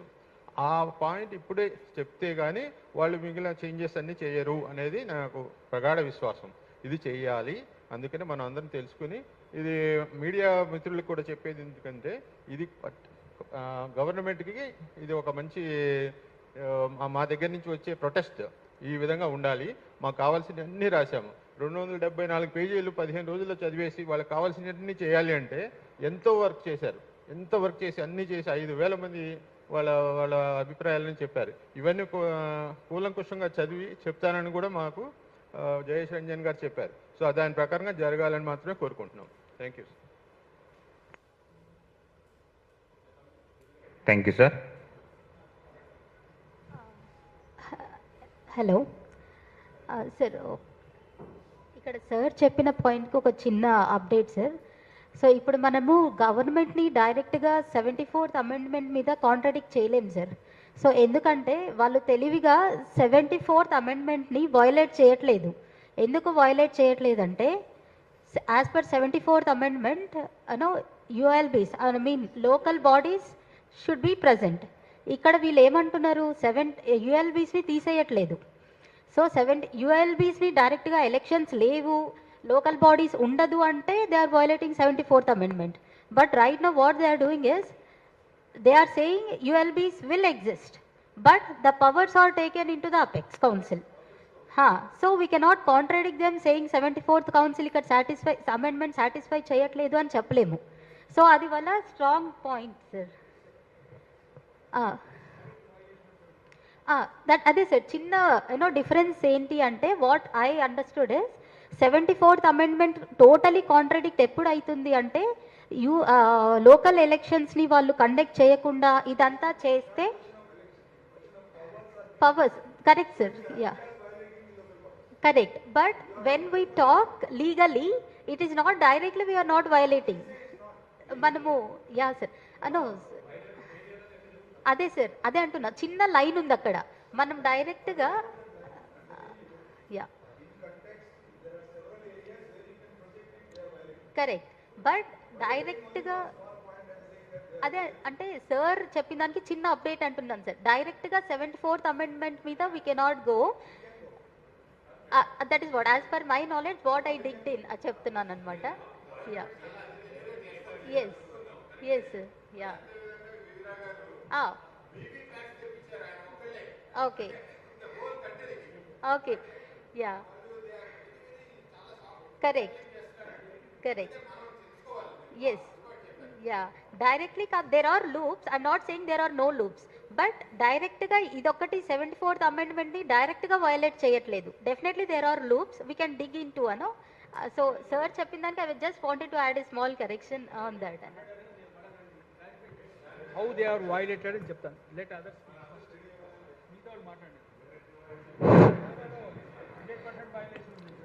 Sir, I am the president of Dharmareddy Colony Phase 2 and the highway near Vasantanagar ward.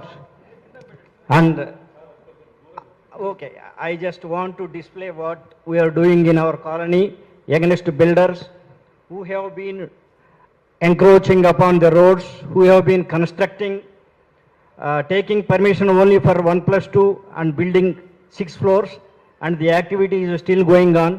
We got frustrated over the issues, and we have put up this board permanently at our park junction, and people are coming to us and approaching us.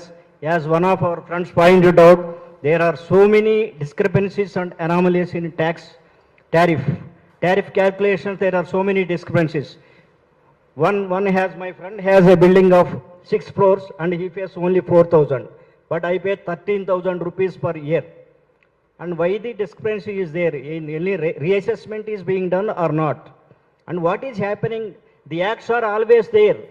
They are not implemented. They are not at all implemented. And politicians are everywhere interfering with every act.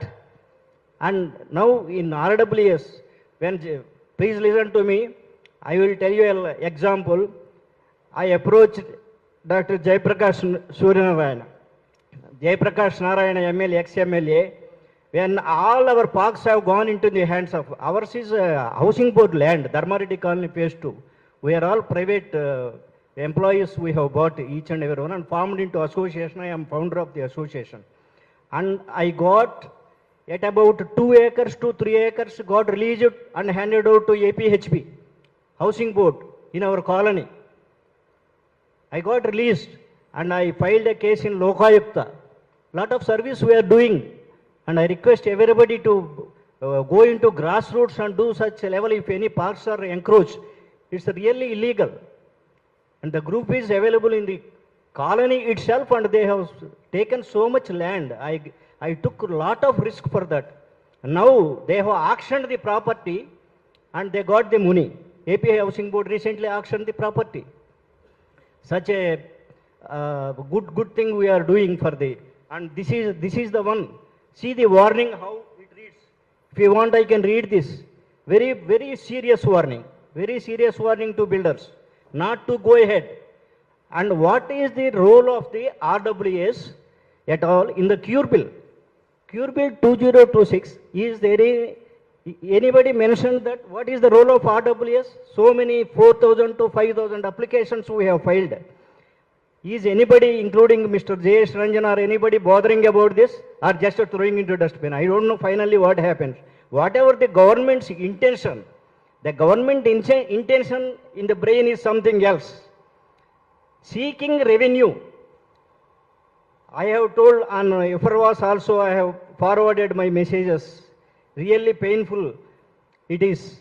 You are only seeking revenue, but your town planning department, why don't they prevent? Why don't they do their job?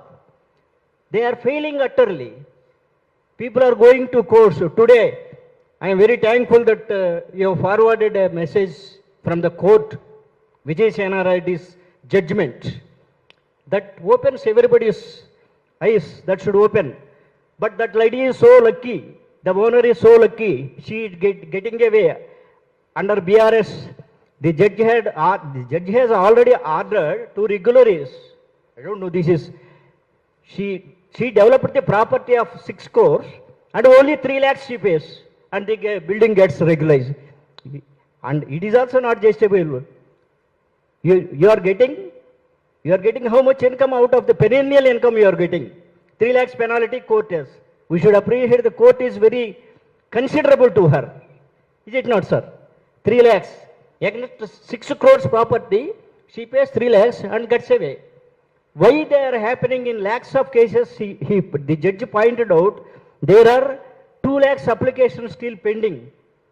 Why they are not doing their primary duties, taking salaries? The town planning department, the deputy commissioner, the zonal commissioner, and IAS officers. These are the people first we have to give.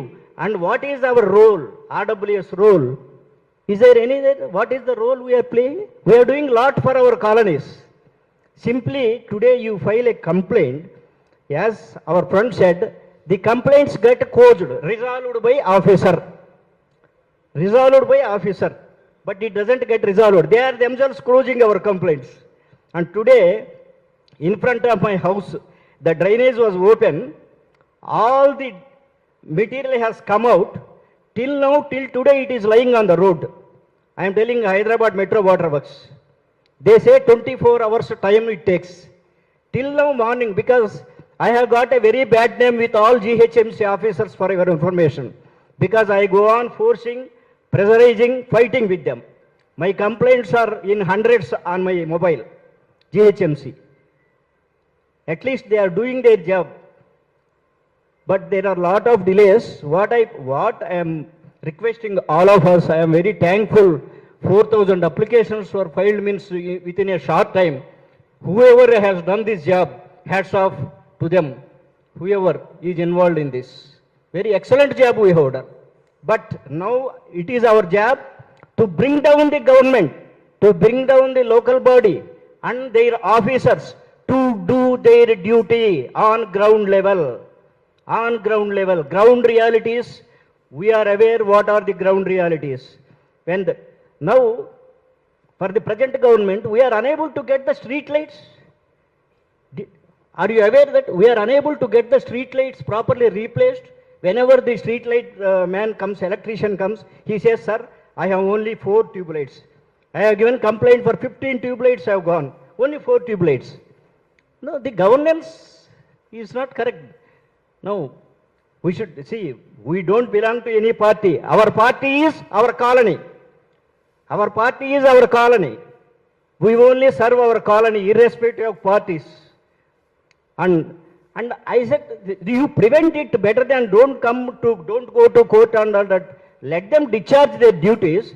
And if they are not discharging their duties, right away, let us meet the CM and tell, you give the power to RWS, we will run very successfully. You are telling understaffed. These people tell understaffed. What is going on inside, everybody knows. We are understaffed and we cannot come, we cannot monitor. Right now, 2 or 3 buildings are going in our colony against the rules. I made a complaint. I took the risk. I took the risk myself. The man ran to me. The man ran to me. Don't complain. Better. Still I complained. So the role of RWS is not clear to the government. We are clear what we are doing. We are clear what we are doing. And another thing is, I request the government through UFRWAS to make a list of all illegal buildings built till now and residential, taking residential permit, they open up shops. It is creating a lot of trouble for us in our colony and everywhere. Is there any footpath to walk in Hyderabad? You tell me, we say high-tech city, high-tech city. Is there any footpath? No footpaths. So, high-tech city. We only talk high-tech city. That's all. Drainage problems, street light problems, road problems, water problems, what not. That is why we have joined here to fight out with the government and get what we want. Okay, sir. Thank you very much for giving me mic and speaking, expressing myself. Thank you very much. Thank you sir. 2 నిమిషాలు. చాలా fiery speech ఇచ్చారు, చాలా మంచి words చెప్పారు. Sir, మనకు 2 వరకే time ఇచ్చి ఉన్నారు కాబట్టి ప్రతి ఒక్కరూ ఈ క్యూర్ బిల్ మీద మాత్రమే బ్రీఫ్గా అందరికీ ఆపర్చునిటీ వచ్చేటట్లు మాట్లాడాలని చెప్తూ ఉన్నాను. 2 నిమిషాలు మీరు మాట్లాడతారా, నన్ను మాట్లాడమంటారా? 3 నిమిషాలు.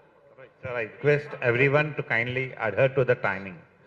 Do not extend to a very longer Sir, I will be only to speeches, the please. points. Let's stick I to will the go, cue I will bill. go as per the points written by me on the paper. My name is Sitaram Das, Tanish Nagar Hoda Colony President. మహామహులంతా పెద్దవాళ్ళంతా కూర్చున్నారు, cure గురించి చెప్పారు. అందరం ఒకటే చెప్పడం మంచిది కాదు. కాకపోతే నేను ఓన్లీ లీగాలిటీసే మాట్లాడతాను, ఇంకేం మాట్లాడను.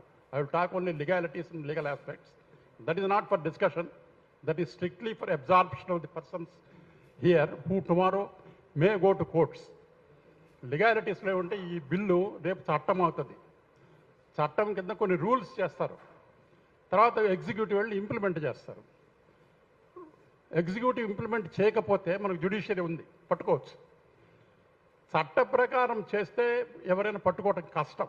కోర్టులు ఏమంటున్నాయంటే ఏదన్నా నువ్వు చేసిన ఎగ్జిక్యూటివ్ యాక్షన్ చట్ట ప్రకారమే ఉంది అని కొట్టేస్తున్నాయి. కాబట్టి చట్టాన్నే క్వశ్చన్ చేయాలి ముందు. చట్టాన్ని క్వశ్చన్ చెప్తే రేపు దెబ్బతింటాం. మరి చట్టాన్ని క్వశ్చన్ చేయొచ్చా? ఎస్. రాజ్యాంగ విరుద్ధమైనది, రాజ్యాంగ స్ఫూర్తికి విరుద్ధమైనటువంటి చట్టము it is invalid. Every act can be question.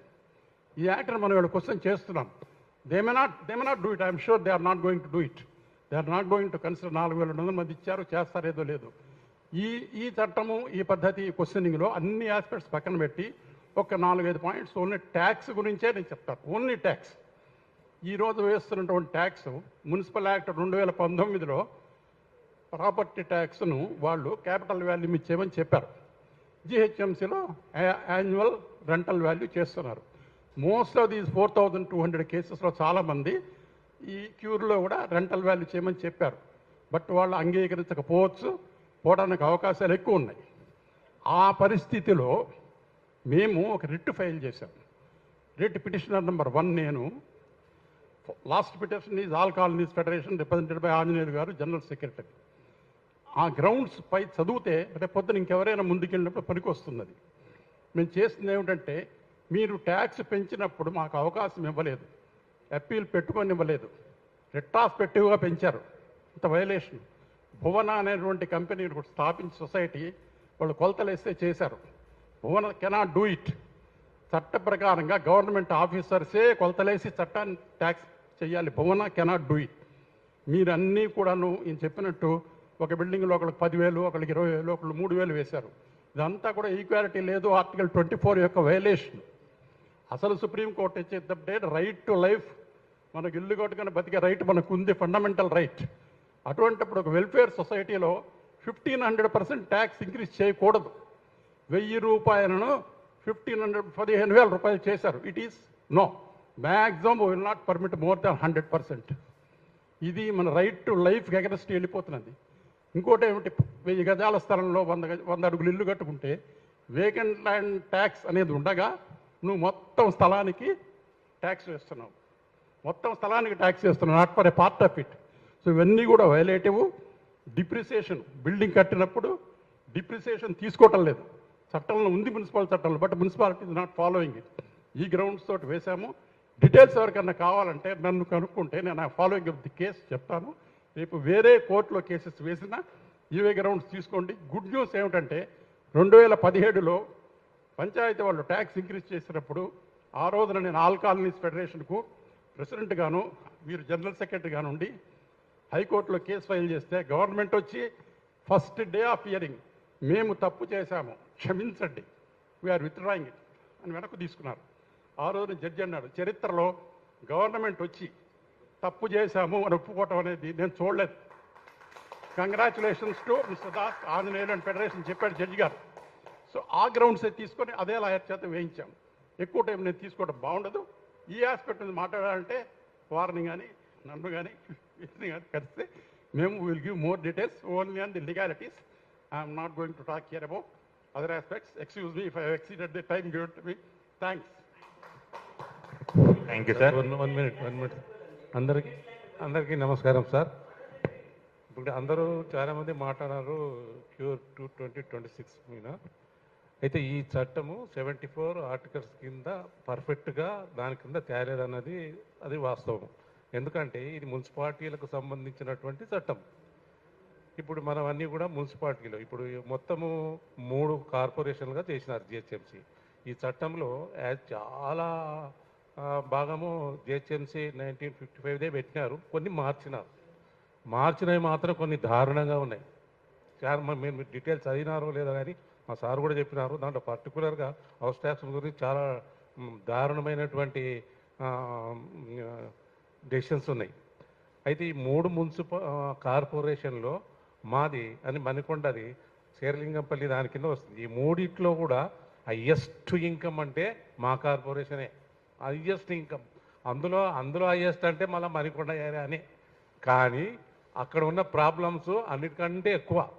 చాలా ఈ ఫెసిలిటీస్ మాత్రం చాలా తక్కువ. ముఖ్యంగా ఇందులోనే చెప్పేది ఏంటంటే మీరు చెప్పినట్టు ఈ హౌస్ ట్యాక్స్ విషయంలో మాత్రం చాలా దారుణం అన్నాడు. అయితే 2021లో అక్కడ ఒక స్క్వేర్ యార్డు 10,000 ఉండింది అక్కడ ల్యాండ్ విలువ. 22లో దాన్ని 21,000 చేసినారు. అట్లా చేసిన తర్వాత కనీసం 5 years కూడా కాలే. 2026లో 42,000 చేసినారు. ఒక్క స్క్వేర్ యార్డు 10,000 నుంచి 4 years లోపల 42,000 అంటే 132% ఎక్కువ చేసినారు 4 yearsలో. ఇది మహా దారుణము. అసలు ఇట్లా చేయకూడదు. ఎట్లా వేస్తుందంటే ఇప్పుడు నేను 10,000 కడితే రేపు 20,000 కట్టాల్సి వస్తుంది. 40,000 కట్టేటోళ్ళు 50,000 కట్టాల్సి 60,000 కట్టాల్సి వస్తుంది. లక్షల మీద కట్టేటోళ్ళు 2 లక్షలు. చాలా దారుణం. ఇది తప్పు. ఇంత పెంచకూడదు అన్నమాట. అసలు యాక్చువల్గా హైకోర్టు సుప్రీంకోర్టు రూలింగ్ ఉంది అంటే ఒక్కసారి పెంచితే 110 డబల్ కంటే ఎక్కువ పెంచకూడదు. అంటే 1,000 రూపాయలు ఉంటే 2,000 చేయాలా, అంతకంటే ఎక్కువ పెంచకూడదు అని సుప్రీంకోర్టు జడ్జిమెంట్లు ఉన్నాయి కూడా. అవి మేము ఇప్పుడు కేసు వేసినాం. మాకు పెంచిన దాంట్లో మేము కోర్టు వేసినాము. అది ఆ రకంగా జడ్జి ముందర అన్ని వాదించడం జరిగింది. అయితే ఈ మున్సిపల్ కార్పొరేషన్ వాళ్ళు కౌంటర్ దాఖలు చేయమంటే 1.5 year అసలు కౌంటరే చేయడం లేదు. ఆఖరికి వచ్చి వాళ్ళ అడ్వకేట్ ఏం చెప్తాడంటే అసలు మేము పెంచమని చెప్పనే లేదు అని చెప్తాడు ఆ జడ్జి ముందర. ఇట్లా ఉన్నది పరిస్థితి. ఒకవేళ మనము దీన్ని ఇప్పుడు అడ్డుకోకపోతే రేపు క్యాపిటల్ వాల్యూగాన వాళ్ళు ఇంప్లిమెంట్ చేస్తే చాలా దారుణంగా దెబ్బతింటాం మనం. చాలా దారుణంగా. అంటే ఇప్పుడు ఎంత పర్సెంట్ పెంచుతున్నామో అంత పర్సెంట్ డెవలప్మెంట్ లేదు. అది తప్పది. కాబట్టి ఇది మనము లీగల్గా కూడా ఫైట్ చేయొచ్చు. చేస్తే మనమే డెఫినెట్గా మన ఫేవరే ఉంటుంది ఖచ్చితంగా. అది కూడా వేయగలుగుతాం. అయితే ఇప్పుడు ఈ రకంగా పెంచినటువంటి దాన్ని మనం ఇప్పుడు మొత్తం జిహెచ్ఎంసీలో ఈ మెర్జ్డ్ మున్సిపాలిటీలు కాక రెంటల్ వాల్యూ ఉన్నది. అయితే మేమేం అడిగినామంటే అంత రెంటల్ వాల్యూ చేయండి అని అడిగినాం. అంత రెంటల్ అదే అంటే మేము మా కమిషనర్కి లెటర్ ఇచ్చి పెట్టినాం అన్నమాట. కొన్ని చోట్ల రెంటల్ వాల్యూ, కొన్ని చోట్ల క్యాపిటల్ వాల్యూ ఉండడం అది ఒకటే ఏరియాలో కాదంటే అయితే వాళ్ళంతా ఒకటే చేస్తామని రెంటల్ వాల్యూ చేయకుండా ఇప్పుడు క్యాపిటల్ వాల్యూ చేయాలంటున్నారు. ఇప్పుడు ఇది చాలా దారుణం. కాబట్టి ఈ రెంటల్ వాల్యూ కాకుండా క్యాపిటల్ కాకుండా రెంటల్ వాల్యూ చేయాలా. ఇది కాకపోతే ఇంకొకటి కూడా ఉంది, యూనిట్ ఏరియా మెథడ్ అని ఉంది. అది ఇప్పుడు ఢిల్లీలో, కలకత్తాలో, పూణేలో కూడా వస్తుంది. అది ఇంకా వెరీ బెస్ట్ మెథడ్ అనమాట. అయితే ఈ క్యాపిటల్ వాల్యూ మీద అంటే 1932లో ఫస్ట్ ఇది మన వాళ్ళు ఇంగ్లీష్ వాళ్ళు ఉన్నప్పుడు ఈ పద్ధతి పెట్టినారు. ఏది 1932లో వాళ్ళు కూడా ఫస్ట్ పెట్టింది రెంటల్ వాల్యూయే, క్యాపిటల్ వాల్యూ కాదు. దాని తర్వాత మళ్ళీ వచ్చి 1971లో మన ఆంధ్రప్రదేశ్ గవర్నమెంట్ అప్పుడు ఏం చేసినారు, దాన్ని క్యాపిటల్ వాల్యూ చేసినారు. చేస్తే విపరీతమైనటువంటి ఆబ్జెక్షన్స్ వచ్చినాయి. అన్ని రకాలన్నమాట. ఎమ్మెల్యేలు, తర్వాత కార్పొరేటర్లు, చైర్మన్స్ అందరూ వస్తే దాన్ని మళ్ళీ 1975 తర్వాత దాన్ని రెంటల్ వాల్యూగా చేసినారు ఇక్కడ మన జిహెచ్ఎంసీలో. అయితే చాలా అబ్జెక్షన్స్ వచ్చినాయి అనమాట. అయితే 1932 నుంచి తర్వాత 75 వరకు చాలా కమిషన్లు వేసినారు. 5 కమిషన్లు వేసినారు దీని మీద. 5 కమిషన్లు కూడా అన్నీ కూడా రెంటల్ వాల్యూకే సపోర్ట్ చేసినాయి. ఒక్కటి కూడా క్యాపిటల్ వాల్యూ మీరు ఎంప్లాయిడ్ చేయడానికి ఏ కమిషన్ లేదు. ఇంకా దారుణంగా చేసినారు. ఇది చాలా ఈ క్యాపిటల్ వాల్యూ అన్నది చాలా దారుణమైనటువంటిది. ఇది ఎవరు సపోర్ట్ చేయరు. చైర్మన్స్ కానివ్వండి, తర్వాత వార్డ్ మెంబర్స్ ఎవరు సపోర్ట్ చేయాలి, పబ్లిక్ అసలు సపోర్ట్ లేదని దారుణమైనటువంటి వ్యతిరేకత వస్తే అప్పుడు మళ్ళీ దీన్ని రెంటల్ వాల్యూగా చేసినారు. అంటే అందరి నుంచి వ్యతిరేకత వచ్చింది. తర్వాత కమిషన్లు కూడా ఒక్క కమిషన్ కూడా చేసిన 5 కమిషన్లు ఒక్కటి కూడా క్యాపిటల్ వాల్యూకి సపోర్ట్ చేయలేదు. అన్నీ కూడా రెంటల్ వాల్యూ చేయడానికి సపోర్ట్ ఇచ్చినాయి. పబ్లిక్లో లేదు, తర్వాత ఎలక్టెడ్ రిప్రజెంటేటివ్లో లేదు, ఎవరిదో లేదు, కమిషన్లో లేదు. అన్నీ లేకుంటే కూడా ఇప్పుడు మళ్ళా క్యాపిటల్ వాల్యూ పెట్టడం ఉద్దేశం ఏమిటి? అట్లా పెట్టకూడదు. మరి దీనికి ఏం చేయాలి మనము? దాన్ని ఏం చేయాలి? బాగా స్ట్రాంగ్గా కానీ అబ్జెక్షన్ చేయకపోతే ఇది ఇట్లా అవుతుంది. ఎందుకంటే చెప్పకూడదు, కానీ వాళ్ళకి డబ్బు కావాలా, ఫ్రీగా ఇస్తుంటారు, అన్ని ఫ్రీగా ఇక్కడ కొడతారు, కాకలను కొడతారు, కద్దలకి వేస్తారు. అది తప్పు. కాబట్టి మనం ఇప్పుడు కానీ బాగా స్ట్రాంగ్గా కానీ దీన్ని అబ్జెక్షన్ చేయకపోతే మనకు చాలా చాలా లాస్ కావాల్సి వస్తుంది. కాబట్టి అందరం కూడా మన సరే సిటిజన్ కౌన్సిల్ తరఫున కూడా మరి దీన్ని వీలైతే దీన్ని లీగల్గా కూడా ఫైట్ చేయాలి. వాళ్ళు వినకపోతే లీగల్గా కూడా ఫైట్ చేయాలా. ఎంతనా కానివ్వండి, సుప్రీంకోర్టు దాకా అయినా కానివ్వండి, రెడీ. మేము కూడా రెడీ. ఎందుకంటే మేము మాకు పెంచినప్పుడల్లా మేము కోర్టులో వేస్తున్నాం, మేము ఆర్డర్ తెచ్చుకుంటున్నాం మున్సిపాలిటీలో. అట్లా ఇప్పుడు ఏం చేస్తున్నారు కోర్టులు అనమాట, ఎంతమంది పోతే అంతమందికి ఇస్తున్నారు. 14 మంది పోతే 14 మందికి. మీతో అంటే కొందరికి మా దగ్గర ఎక్కువ ఐటీ ఎంప్లాయీస్ ఉంటారు, వాళ్ళు పెద్ద పట్టించుకోరు. 20,000 కట్టే, 30,000 కట్టే అంటారు. కానీ మామూలు జనాలు ఉంటారు కదా, వాళ్ళకి చాలా ఇబ్బంది అవుతుంది. కాబట్టి ఇది మాత్రం ఈ సమావేశం పెట్టడం చాలా మంచి ఉద్దేశము, మంచి టైంలో పెట్టినారు. కాబట్టి ఇది పెట్టడమే కాదు, ఈ క్యూర్ 2026 బిల్లులో ఇవన్నీ కానీ సరి చేయకపోతే మనం చాలా బాధపడతాం. మనం లీగల్గా కూడా ఫైట్ చేయాలి. Thank you sir. చాలా బాగా చెప్పారు మీరు. ఖచ్చితంగా సిటిజన్ కౌన్సిల్ తరపున మనం కోర్టుకు వెళ్ళడానికి రెడీగా ఉన్నాం. Thank you. అందరికీ నమస్కారం. ఒక 36 సంవత్సరాల్లో ప్రభుత్వంలో ఉన్నత స్థానంలో ఉండి ఈరోజు విశ్రాంతి ఉద్యోగిగా ఇంతమంది మాట్లాడుతూ ఉన్నారు. అయ్యా, నేను ప్రభుత్వ ఉద్యోగిగా రిటైర్డ్ అయినానని చెప్పుకునేందుకు సిగ్గుపడుతూ మీ ముందుకు వచ్చి నమస్కారం సార్. ఏ విధంగా ఉంది అంటే, ఒకప్పుడు మున్సిపాలిటీసు భారతదేశం ఉప్పుల కుప్ప వయ్యారి భామ సార్. ఇప్పుడు అప్పుల కుప్ప అయ్యో రామ అయిపోయింది. ఎవనికి వాడు తిని మళ్ళీ దీన్ని ఉప్పుల కుప్ప వయ్యారి భామ చెయ్యాలా అంటే మీరు చెప్పినట్లు కాకులను కొట్టాలా, గద్దలకి వేయాలా? ఏ విధంగా నువ్వు దాన్ని మనం చేసుకోవాలా? ప్రశ్నించే తత్వం భారతీయులలో లేనంత వరకు మనం ఇదే మాదిరి ఉంటాం. మేధావులుగా వండుకున్న వాళ్ళు, చదువుకున్న వాళ్ళు, స్కాలర్స్ నాకెందుకు అని అనుకుంటే ఈ సమాజం ఇట్లే అవుతుంది, ఈ ప్రభుత్వం ఇట్లే ఉంటుంది, ఈ దేశం ఇట్లే ఉంటుంది. మీకు ఒక చిన్న ఎగ్జాంపుల్ చెప్తున్నాను.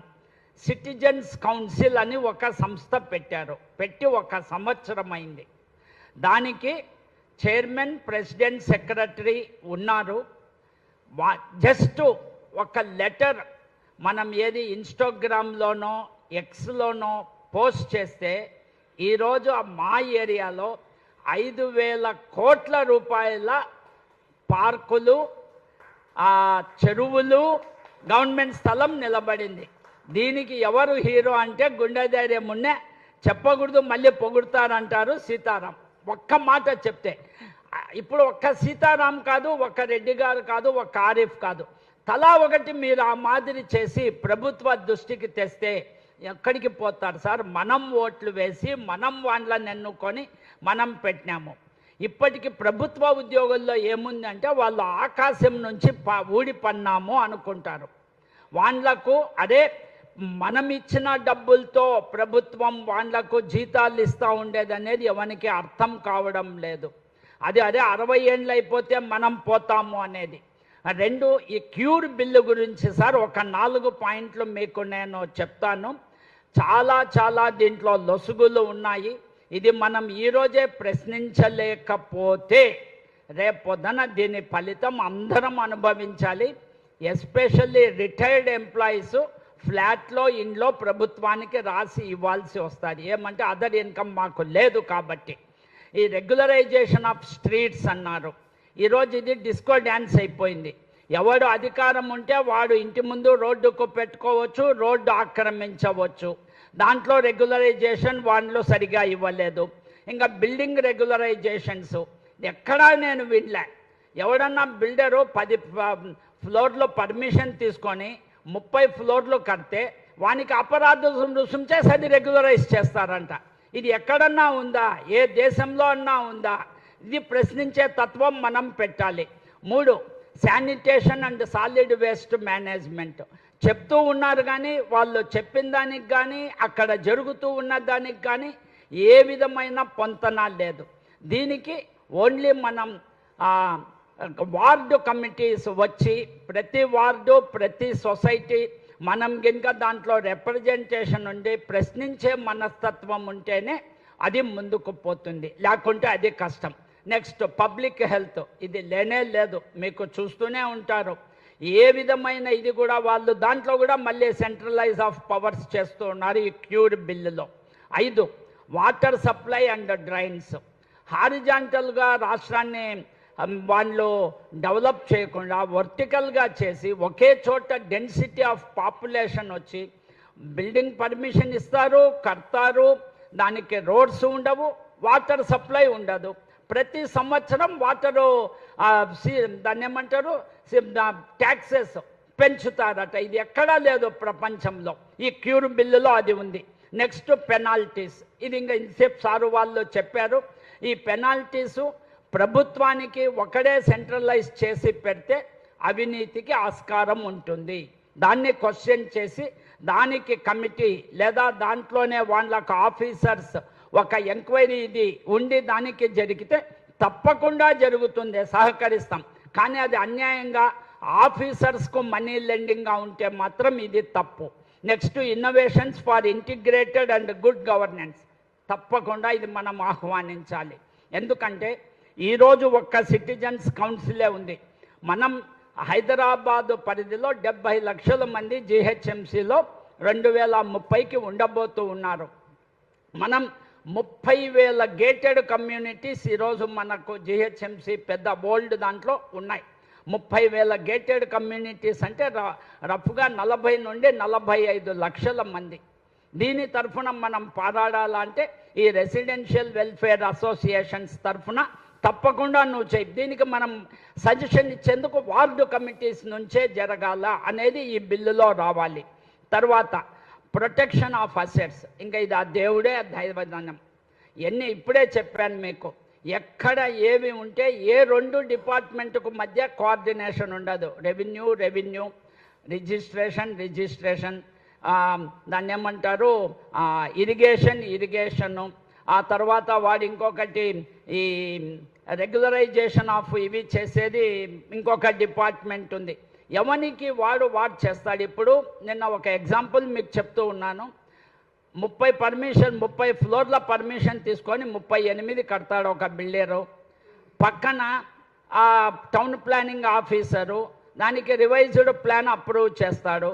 వాడు చెరువులో రోడ్డు చూపిస్తాడు, పర్మిషన్ ఇస్తాడు. ఏమంటే వానికి సంబంధం ఉండదు. రెవెన్యూలో కనీసం అది చెరువా వాడు పెట్టినది గవర్నమెంట్ స్థలమా చూసుకుంటే టైము లేదు, ఓపిక లేదు. కవర్ బరువును బట్టి పనులు జరిగిపోతాయి. ఈ క్యూర్ బిల్లులో మనం ఇట్లాంటివన్నీ ప్రొటెక్షన్ చేసేందుకు కావాలి. తర్వాత అది చాలా ఇంపార్టెంట్. ఈరోజు భావి తరాలకు మనం ఏమన్నా ఇవ్వగలిగితే 2050 తర్వాత మనకు వాటర్ కోసం యుద్ధాలు వస్తాయి. ఈ వాటర్ను మనం ఇప్పటి నుంచే ప్రిజర్వ్ చేసుకొని ఈ ఉన్న చెరువులను కాపాడుకొని వాటర్ మేనేజ్మెంట్ జరగకపోతే ఈ భూమి మీద మన భవిష్య తరాల యువత ఉండరు సార్. అది ఇప్పటి నుంచి మనం దాంట్లో చేసేందుకు ఈ బిల్లులో పెట్టాల. తర్వాత ఎన్విరాన్మెంటల్ అండ్ క్లైమేట్ యాక్షన్, దీని మీద కూడా వాళ్ళు చెప్పారు కానీ ఏ విధమైన ప్రొవిజన్స్ వాళ్ళు చేస్తామో అధికారం అనేది చెప్పలేదు.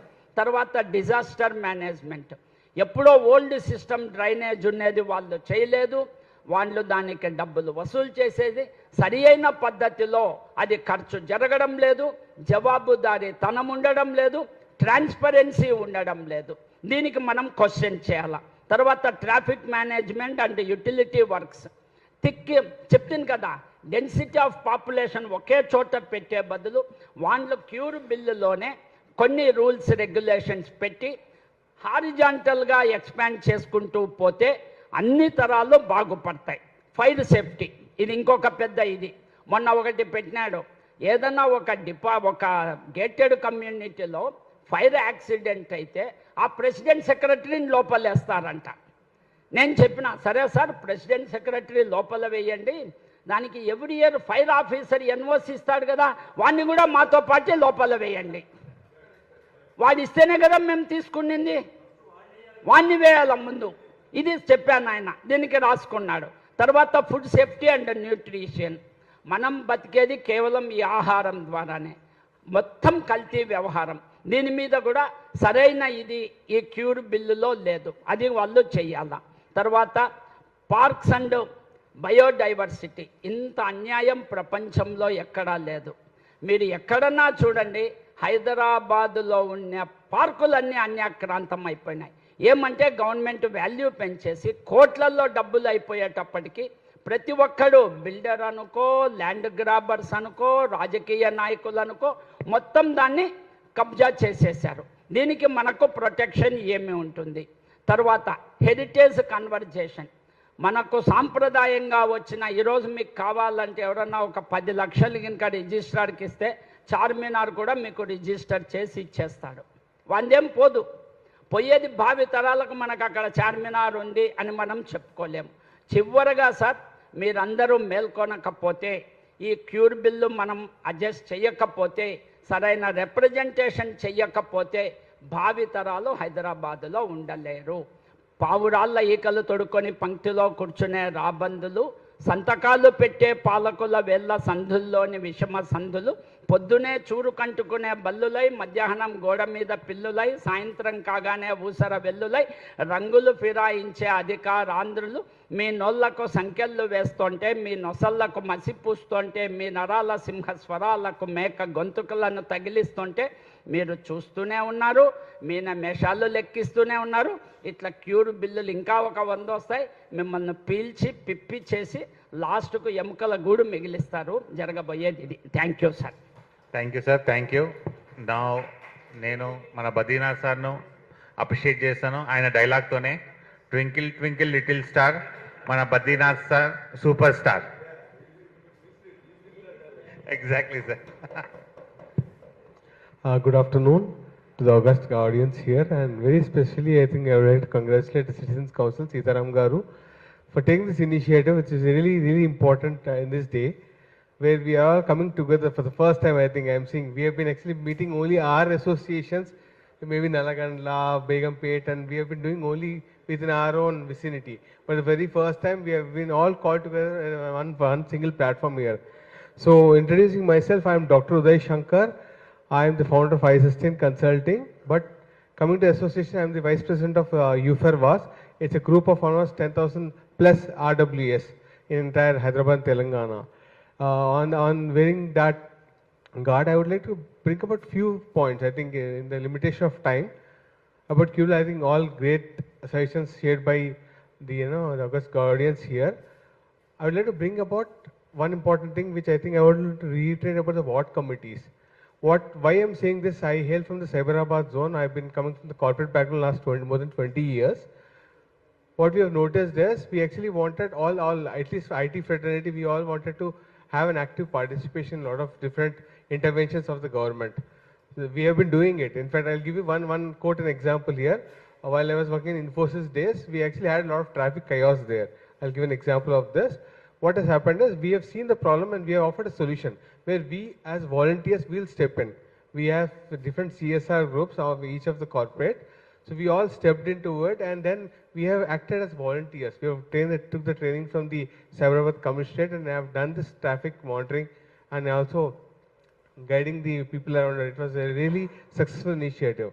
So what I am suggesting here is, in the same manner, if we have an inclusive development from the RWS, right, for a lot of issues that we have it, instead of we always raise the complaint saying that we all have an issue, we'll offer a solution this side now, saying that we will step as a volunteer.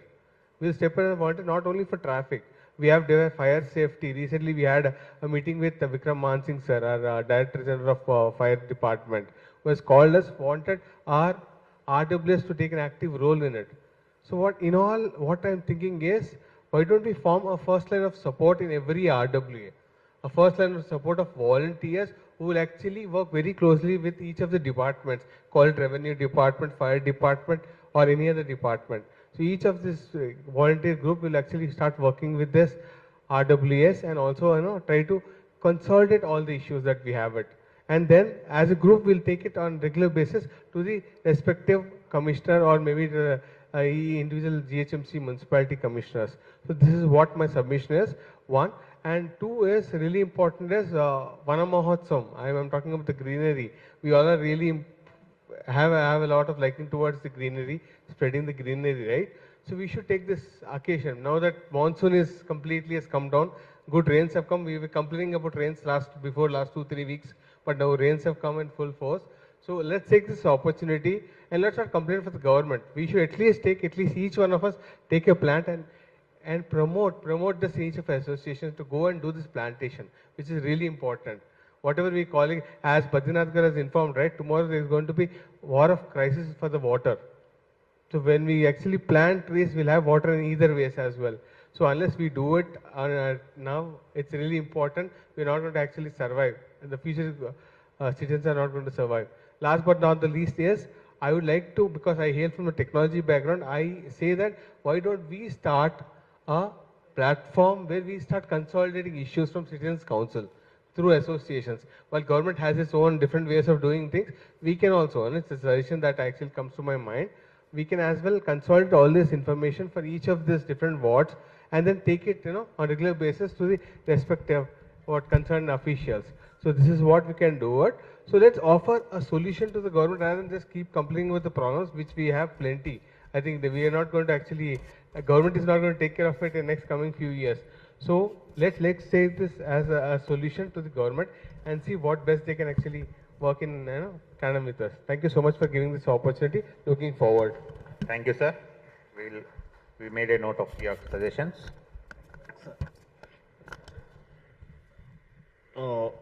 ప్రభుత్వ ప్రాథమిక పాఠశాల సాధన committee, నేను city secretary Kolluru Bhimesh. అయితే ఇప్పుడు cure బిల్లులో ఇంద్రమ్మ ఇల్లు 3 కార్పొరేషన్లో కడుతున్నారు కదా, ఆ ఇంద్రమ్మ ఇల్లు కట్టే ప్లేస్లో కూడా ప్రత్యేకంగా ప్రభుత్వ పాఠశాలకు కూడా స్థలాన్ని కేటాయిస్తే బాగుంటుందని ఇప్పుడే మేము కోరుకుంటున్నాము. అదేవిధంగా గతంలో కూడా కట్టినటువంటి ప్రభుత్వం ఏవైతే డబుల్ బెడ్రూమ్స్ కట్టిందో అక్కడ సమస్య ఎదుర్కొంటున్నారు కాబట్టి ఆ సమస్య ఇప్పుడు ఉండకూడదని మేము కోరుకుంటున్నాం. ఎందుకంటే అక్కడ ప్యూర్ పీపుల్, వెనుకబడినటువంటి లేబరు వాళ్ళే ఉంటున్నారు, వాళ్ళకు స్కూల్ సమస్య ఉంటుంది.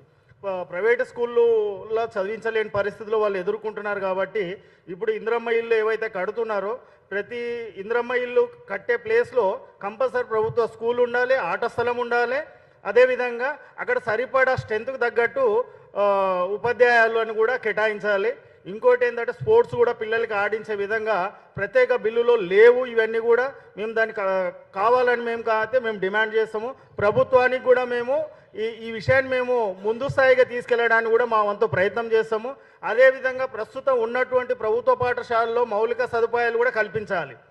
ఎలాంటి వాళ్ళకి ఇప్పటికీ డ్రెస్సులు కూడా లేవు. ఆ విషయాన్ని ఇక్కడ వెల్లడించలేదు. మేము క్యూర్ బిల్లులో చదివాము, చూసాము, అందులో లేదు. మరి అంటే పేద పిల్లలు చదివే విద్యార్థులకు ఎలాంటి ప్రభుత్వ స్కూల్లో మౌలిక సదుపాయాల విషయాన్పైన ప్రభుత్వం ఎందుకు దృష్టి పెట్టట్లేదో మరి తెలియట్లేదు. వాటిపైన ప్రత్యేక దృష్టి పెట్టాలని, అదేవిధంగా ఇప్పుడు గవర్నమెంట్ కట్టుతున్నటువంటి బిల్డింగ్ల దగ్గర కూడా ఆట స్థలం అనేది ప్రత్యేకంగా ఉండాలి. పిల్లలకు ఆడుకోవడానికి స్థలం లేకుండా అయిపోతుంది రాను. అదొకటి దృష్టిలో పెట్టుకొని గవర్నమెంట్ చేస్తుందని చెప్పేసి మేము కోరుకుంటున్నాము. ఈ క్యూర్ బిల్లు పైన రౌండ్ టేబుల్ సమావేశం ఏర్పాటు చేసినటువంటి సీతారాం సార్ గారికి ప్రత్యేక ధన్యవాదాలు తెలియజేస్తా ఉన్నా.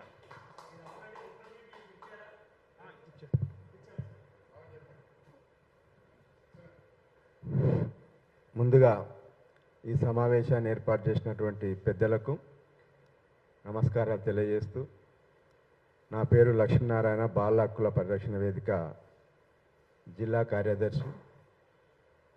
సో 3 డివిజన్ కలిపి ఇందులో క్యూర్ బిల్లు ఎలా ఉండాలి అన్న అంశం పైన ఇవాళ రాష్ట్రం వచ్చి 14-15 సంవత్సరాలు పూర్తి చేసుకుంది బంగారు తెలంగాణ. సో హైదరాబాదు అంటే ఒక మెగా సిటీ. హైదరాబాద్కు రకరకాల పేదలు గ్రామీణ ప్రాంతం నుండి వలస వస్తుండ్రు. పాపులేషన్ పెరుగుతుంది. పాపులేషన్ పెరిగిన విధానంగా పిల్లల పాఠశాల కూడా అలా పెరగాలి. ఇలా 14 సంవత్సరాలు బంగారు తెలంగాణ వచ్చినప్పటికీ ఇలా రాష్ట్రంలో విద్య 30 స్థానంలో ఉంది. 33 జిల్లాలు ఏర్పాటు చేసి 33 మంది డిఓలు ఉండాలి, 574 మంది ఎంఈఓలు ఉండాలి. కానీ 33 మందికి 10 మంది డిఓలు ఉన్నారు, 574 మందికి 14 మంది ఎంఓలు. అంటే అర్థమైంది, ఇవాళ పేదల బళ్ళు అడిగే వాళ్ళు లేరు. వాళ్ళు మైగ్రేషన్ రకరకాల ఏరియాల నుండి బతకడానికి వస్తారు. వీటిని అడగకపోయినా పర్వాలేదు, వాళ్ళకు విద్యను అందించాలని ఒక చిత్తశుద్ధి కూడా ప్రభుత్వాలకు లేదు. ఇవాళ ఈ హైదరాబాద్ నగరం ఒక టవర్లకు మెరిసే విధంగా ఒక రియల్ ఎస్టేట్ వ్యాపారులకు ఇలాంటికి ఒక పెద్ద కనువిప్పుగా కనిపిస్తుందే తప్ప ఇలా విద్యకు ప్రాధాన్యత ఇచ్చిన దాఖలాలు లేవు. ఇవాళ మనం చూస్తున్నాం, ఈ హైదరాబాద్ నగరంలో 2016 నుండి 2026 వరకు ఒక 7 స్కూల్ మాత్రమే పెట్టిరు. ఇలా మన డిమాండ్ ఈ క్యూర్ బిల్లులో ఇవాళ అన్ని శాఖలు పనిచేస్తున్నాయి సార్ రాష్ట్రంలో. ఆబ్కార్ శాఖ పనిచేస్తుంది, పోలీస్ స్టేషన్ పనిచేస్తుంది, రెవెన్యూ శాఖ పనిచేస్తుంది, ఒక విద్యాశాఖనే పనిచేస్తలేదు. ఇవాళ గ్రామీణ ప్రాంతం బస్సు లేని ప్రాంతానికి మద్యం పోతుంది, కానీ టీచర్ పోతలేడు, బస్సు పోతలేదు. అంటే ప్రభుత్వం ఏదైతే పారదోరాలనో ఏదైతే ఇవ్వాలనో ఇలా మద్యం పాలసీ మీద ఉన్నటువంటి చిత్తశుద్ధి విద్యా పాలసీ మీద ఎందుకు లేదు? ఈ విద్యా పాలసీని ఎందుకు అమలు చేయాల్సిన అవసరం లేదు? ఇవాళ ఈ 7 స్కూళ్ళకే 16 నుండి ఇప్పటి 26 వరకు 7 స్కూళ్ళు అయితే ఇలా మీరు ప్రభుత్వ పాఠశాలను ప్రోత్సహించినట్టు కాదా? ఇలా విద్యాశాఖ మీ దగ్గర ఉంది, ఈ పేద బడుగు బలహీన వర్గాల పిల్లలకు న్యాయం చేయాలని అవసరం లేదా? సో మేము ఒకటే ప్రధానంగా డిమాండ్ చేస్తున్నాం సార్, మీకు ఐటీ టవర్స్ మీద ఉన్నటువంటి చిత్తశుద్ధి, బంగారు తెలంగాణ ఉన్నటువంటి చిత్తశుద్ధి విద్య మీద పెడితే భావితరాలకి ఇలా మన హైదరాబాద్లో చూస్తాం రకరకాల విధ్వంసాలు అవుతున్నాయి. ఒక డ్రగ్స్ తాగుతుండు, పిల్లల భవిష్యత్తు అగమ్య గోచరంగా ఉంది. ఇది ఆ బంగారు తెలంగాణ కొట్లాడి తెచ్చుకున్న తెలంగాణ. వీటన్నిటికీ ప్రత్యక్షంగా అందరికీ నాణ్యమైన విద్య అందించేటట్టు ఎక్కడ గవర్నమెంట్ ల్యాండ్ ఉందో ఇలా పాత విధానాన్ని అమలు చేస్తుంది సార్ విద్యాశాఖ. ఆనాడు గ్రామానికి ఒక స్కూల్ ఉంటే ఇవాళ కిలోమీటర్కి 15,000 జనాభా నివాసం ఉంటారు హైదరాబాద్ నగరంలో. మరి అక్కడెందుకు స్కూల్ ఏర్పాటు చేసే ఆలోచన లేదు? సో మనం అందరం మేము ఇచ్చినటువంటి సలహా సూచనలు కూడా పెద్దలు మీరు స్వీకరించి ఈ క్యూర్ బిల్లులో విద్యకు ప్రాధాన్యత ఇచ్చేసి పాఠశాలలో మౌలిక వసతులు మంచి ఉపాధ్యాయులతోటి విద్యకు సేవలు అందించాల్సిందిగా కోరుచున్నాం. ఇంకొకటి ఏదైతే చట్టం చేస్తుర్రో ప్రజా భాగస్వామ్యంతో చట్టాలు చేస్తే బాగుంటుందని చెప్పేసి కోరుకుంటూ నాకు ఈ అవకాశం ఇచ్చిన పెద్దలందరికీ మరోసారి ధన్యవాదాలు తెలియజేస్తాను. Sir, I request you to the paucity of time, just limit the suggestions to 2 to 3 minutes, please. నా పేరు అఖిల్, ఐమ్ లాయర్. నేను సోషల్ అకౌంటబిలిటీ ఫోరం అనే ఒక సంస్థతో పనిచేస్తా. It's a non profit voluntary organisation. Actually CURE bill వచ్చినట్టు దాదాపుగా అంటే సైబరాబాద్ సైడ్ ఎట్లా ఉందో తెలియదో కానీ మల్కాజ్గిరి జిహెచ్ఎంసీ సైడ్ అయితే ప్రజలకు ఎవరికి అవగాహన లేదు. And Telangana urban struggles forum అని ఒక కోalition లాగా వివిధ సంస్థలు గ్రాస్ రూట్లో పనిచేసే వాళ్ళందరం కలిసి వచ్చి 22 జూలై రోజు ఒక డే లాంగ్ కన్సల్టేషన్ పెట్టాము. అంటే ఇంత పెద్ద చట్టము, దాన్ని చదివి డిఫరెంట్ సెక్టర్స్, ఇప్పుడు ఎడ్యుకేషన్ వాళ్ళు వచ్చారు, వర్కర్స్ వచ్చారు, అర్బన్ ఎక్స్పర్ట్స్ వచ్చారు, డ్రింకింగ్ వాటర్ పైన పనిచేస్తున్న వాళ్ళు. సో డిఫరెంట్ గ్రూప్స్గా కూర్చొని అసలు చట్టంలో ఏముందో అందరం కలిసి చదివి దాని ఆధారంగా రిటర్న్ సజెషన్స్ ఇవ్వాలి అని ఒక ప్లాన్ చేసుకొని ఒక కన్సల్టేషన్ చేశాము. So next day Jayesh Ranjan గారిని కలిసాము. ఈవినింగ్ సార్కి చెప్పాము, ఇది ఫస్ట్ ఆఫ్ ఆల్ అసలు తెలుగు ఉర్దూలో పబ్లిష్ అవ్వలేదు, ఓన్లీ ఇంగ్లీష్లో ఉంది. ఏ ఈమెయిల్ ఐడికి సజెషన్స్ ఇవ్వాలో ఆ రోజు ఇన్ పర్సన్గా పిలిచి ఒక పెట్టిన మీటింగ్లో తప్పిస్తే సోషల్ మీడియాలో కానీ జిహెచ్ఎంసీ వెబ్సైట్లో కానీ ఎక్కడా కూడా అసలు ఈ ఈమెయిల్ ఐడికి మీరు సజెషన్స్ పెట్టొచ్చు అని అఫీషియల్ కమ్యూనికేషన్ లేదు.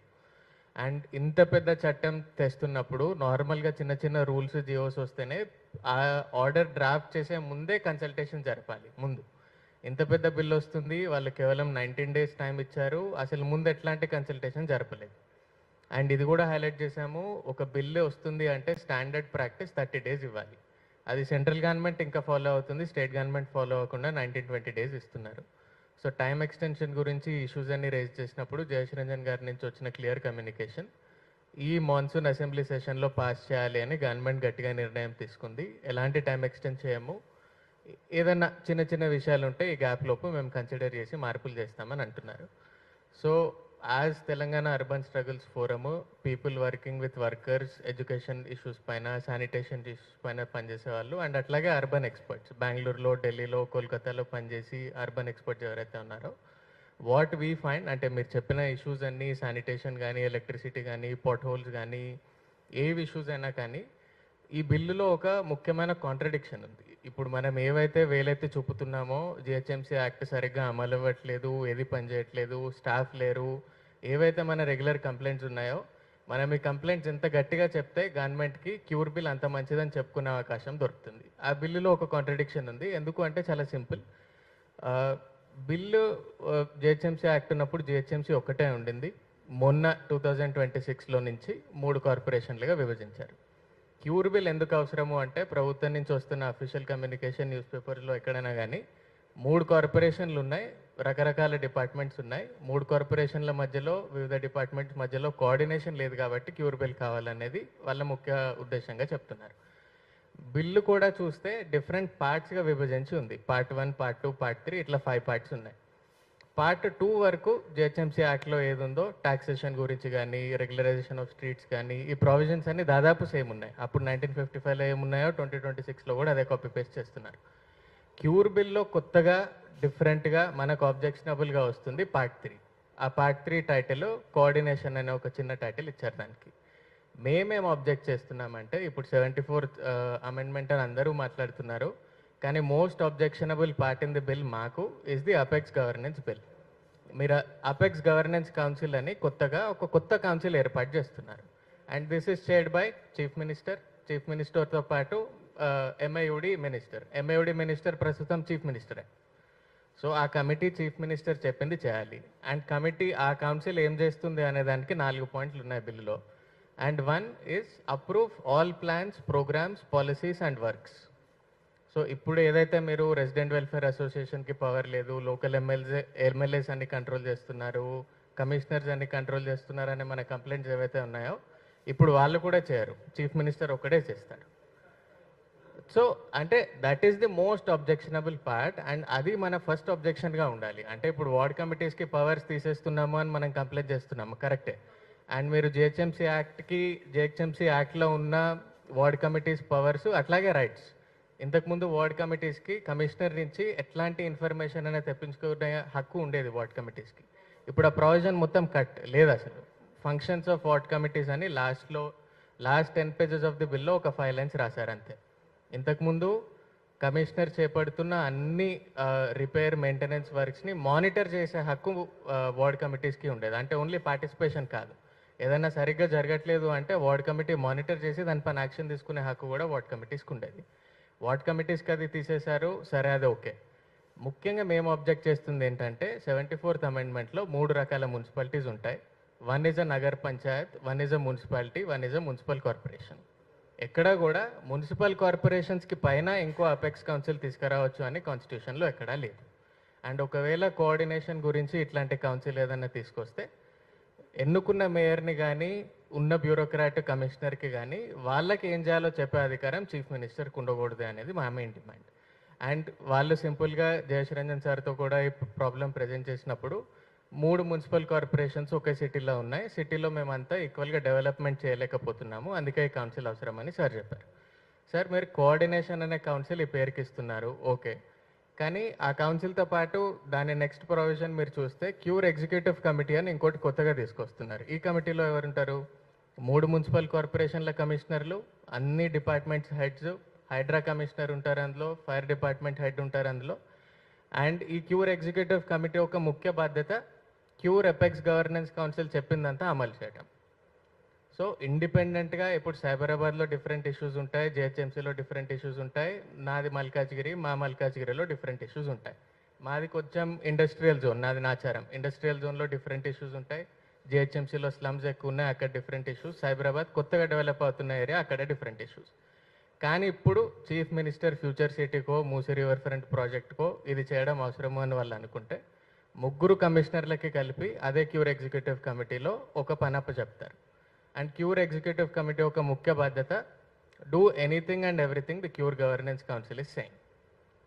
సో అంటే ముఖ్యంగా ట్యాక్స్ ప్రొవిజన్స్ ఇవన్నీ ఉన్నాయి. And tax provisions is a different ball game all together. ఎందుకంటే చాలా సుప్రీంకోర్టు కేసులు ఉన్నాయి దానిపైన, మీరందరికీ దాంట్లో ఎక్స్పీరియన్స్ ఉంది. అవన్నీ మనం ఛాలెంజ్ చేస్తున్నాం. అండ్ మొన్న న్యూస్ పేపర్లో వచ్చింది కూడా 5000 రిప్రజెంటేషన్స్లో 3000, 4000 వరకు ట్యాక్స్ పైనే ఉన్నాయి. కానీ అసలు రావాల్సిన అటెన్షన్, అసలు యాక్చువల్గా కోర్టులో ఈజీగా వర్క్ అయ్యే ఛాలెంజ్ అపెక్స్ గవర్నెన్స్ కౌన్సిల్. కాన్స్టిట్యూషన్లో ఎక్కడా లేదు. అండ్ ఫన్నీలీ ఎనఫ్ ఈ ట్యాక్స్ పెంచడం అనేది 1950s నుంచి ఎప్పుడు పడితే అప్పుడు జరుగుతూనే ఉంది. కానీ మున్సిపల్ కార్పొరేషన్ల పైన చీఫ్ మినిస్టర్ ఆధ్వర్యంలో ఉన్న గవర్నెన్స్ కౌన్సిల్ ఇప్పటివరకు ఇండియాలో ఎక్కడా లేదు. ఫస్ట్ టైం క్యూర్ బిల్లులో చీఫ్ మినిస్టరే మొత్తం కంట్రోల్ చేసే చట్టము క్యూర్ బిల్ ద్వారా మనకు తెలియకుండా వస్తుంది. సో మై అపీల్ ఈజ్, అంటే అర్బన్ స్ట్రగల్స్ ఫోరంగా, డిఫరెంట్ ఎన్జిఓస్గా, యాక్టివిస్ట్ గ్రూప్స్గా మేము అసలు ఈ పార్ట్ 3 అనేది కంప్లీట్గా డిలీట్ చేసేయాలనేదే చెప్తున్నాం. అండ్ ఏవైతే వీళ్ళు బాడీస్ పెడుతున్నారో, అంటే ఇప్పుడు బిల్లు ఒక టేబుల్ ఆఫ్ కాంటెంట్స్ చూస్తే చాలా ఫ్యాన్సీగా కనిపిస్తుంది. క్లైమేట్ యాక్షన్ సెల్ అంటున్నారు, నెట్ జీరో ఎమిషన్స్ అంటున్నారు. అంటే ఏ విషయాలపైన అయితే ఎన్జిఓస్ లైక్ అస్ మేము ఎన్నో రోజుల నుంచి పనిచేస్తున్నామో వర్డ్స్ మాత్రం సరిగ్గా వాడుతున్నారు. మాటలు బాగానే చెప్తున్నారు, కానీ ఆ కమిటీలు ఎట్లా పనిచేస్తాయి, కమిటీలో అసలు ఎవరు ఉంటారు, కమిటీ ఫంక్షన్స్ ఏంటి, అవన్నీ రూల్స్కి వదిలేశారు. బిల్ వస్తేనే అసలు ముందు కన్సల్టేషన్ జరపలేదు. ఒక్క మీటింగ్ జరిగింది అనుకుంటా, అంతే కదా సార్? ఇంకో మీటింగ్ ఏదైనా పిలిచారా? ఒకటే మీటింగ్ జరిగింది. కొత్త చట్టానికే ఒక మీటింగ్ జరిగింది. అది మళ్ళీ లెజిస్లేచర్కి వెళ్ళి అసెంబ్లీలో డిస్కషన్ అవ్వాలి. ఇంత ప్రాసెస్ ఉన్న బిల్లుకే వాళ్ళు ఎట్లాంటి కేర్ తీసుకోలేదు. రూల్స్ అంటే ఇంకా గవర్నమెంట్ ఒక రాత్రి కూర్చొని రాసి రేపు ఇష్యూ చేసేవచ్చు. సో ఇన్ని సెల్స్ మీరు చేస్తున్నారు, కానీ అంటే సంథింగ్ యాజ్ బేసిక్, ఇప్పుడు traffic congestion is one problem అని ఇక్కడ ఆబ్జెక్టివ్స్లో ఉంది. Traffic congestion is a problem for all of us. ఇప్పుడు ట్రాఫిక్ డిపార్ట్మెంట్ని ఎట్లా స్ట్రెంగ్తెన్ చేయాలి, స్టాఫ్ ఎట్లా ఉండాలి, కానిస్టేబుల్ని ఎట్లా స్ట్రెంగ్తెన్ చేయాలని మాట్లాడకుండా 3 కార్పొరేషన్స్కి కలిపి కొత్త ట్రాఫిక్ అథారిటీ తెస్తున్నారు. ఓకే, అది వెల్కమ్ చేయొచ్చు. 3 కార్పొరేషన్లకు కలిపి ఒక ట్రాఫిక్ అథారిటీ ఓవరాల్ ప్లానింగ్కి మంచిదని మనం అనుకోవచ్చు. కానీ అథారిటీ ఎవరుంటారు, వాళ్ళ పవర్స్ ఏంటి, వాళ్ళ ఫంక్షన్స్ ఏంటి, ఇవేమీ బిల్లులో లేవు.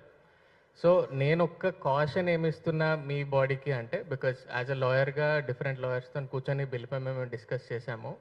పొలిటికల్గా ఆలోచించినా కూడా జిహెచ్ఎంసీ యాక్ట్ ఇప్పుడున్న సిస్టంలో ఏవైతే ప్రాబ్లమ్స్ ఉన్నాయని మనం ఎంత గట్టిగా చెప్తామో అంతే గట్టిగా ప్రభుత్వం అందుకే క్యూర్ బిల్ తెస్తున్నాము అని చెప్తుంది. సో మన అంటే responsibility as a political strategy కూడా ఇప్పుడున్న ప్రాబ్లమ్స్ కాకుండా ఓన్లీ బిల్లు టెక్స్ట్లో ఉన్న ప్రాబ్లమ్స్ ఎత్తి చూపడమే బెటర్. మనం ఎన్ని ప్రాబ్లమ్స్ చెప్తే ఈ ప్రాబ్లమ్స్ అన్ని సాల్వ్ చేయడానికి కొత్త బాడీస్ తీసుకొస్తున్నాము అని వాళ్ళు చెప్తారు.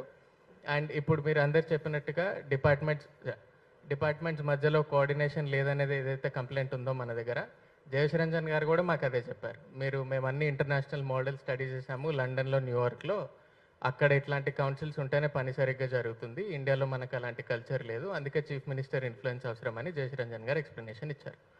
సో మా ముఖ్య డిమాండ్, ఈ కమిటీ వాళ్ళు అండ్ బస్తీల నుంచి ఉన్న వాళ్ళు కూడా apex governance council, cure executive committee, అట్లాగే మున్సిపల్ కార్పొరేషన్లు అన్నిటికీ కలిపి తెస్తున్న కొత్త బాడీల గురించి కంప్లీట్గా తీసేయాలి.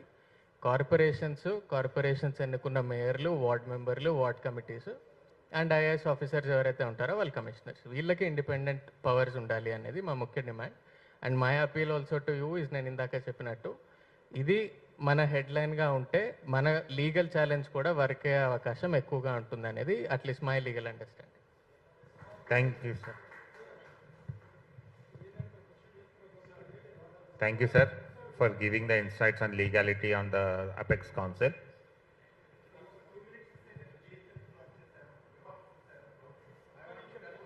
ఎందుకంటే ఇంపార్టెంట్ ఇష్యూస్ యాక్చువల్గా ఏంటంటే ఇప్పుడు మేము ఇది ఇందాక వారు ఏదైతే చెప్పినారో we have already taken up. First item is 74th amendment only, 74th constitutional amendment only we have taken up. The reason is that once they implement it, it is not going to be changed. So 71st మేము మీరు చెప్పినవన్నీ కూడా మేము already take up చేసినాము. Citizen council తరఫున already మేము representation submit చేసినాం class by class. ఇందులో మీరు చెప్పినవన్నీ we have already taken up. And more over ఇప్పుడు ఏదైతే 74th అమెండ్మెంట్ నుంచి కింద కూడా అడుగుతున్నారో, యాక్చువల్గా ఐ డైల్యూషన్ అంటే this is the strength and urban local governance to promote democratic decentralisation. Very much missing. Decentralisation is going to miss with this.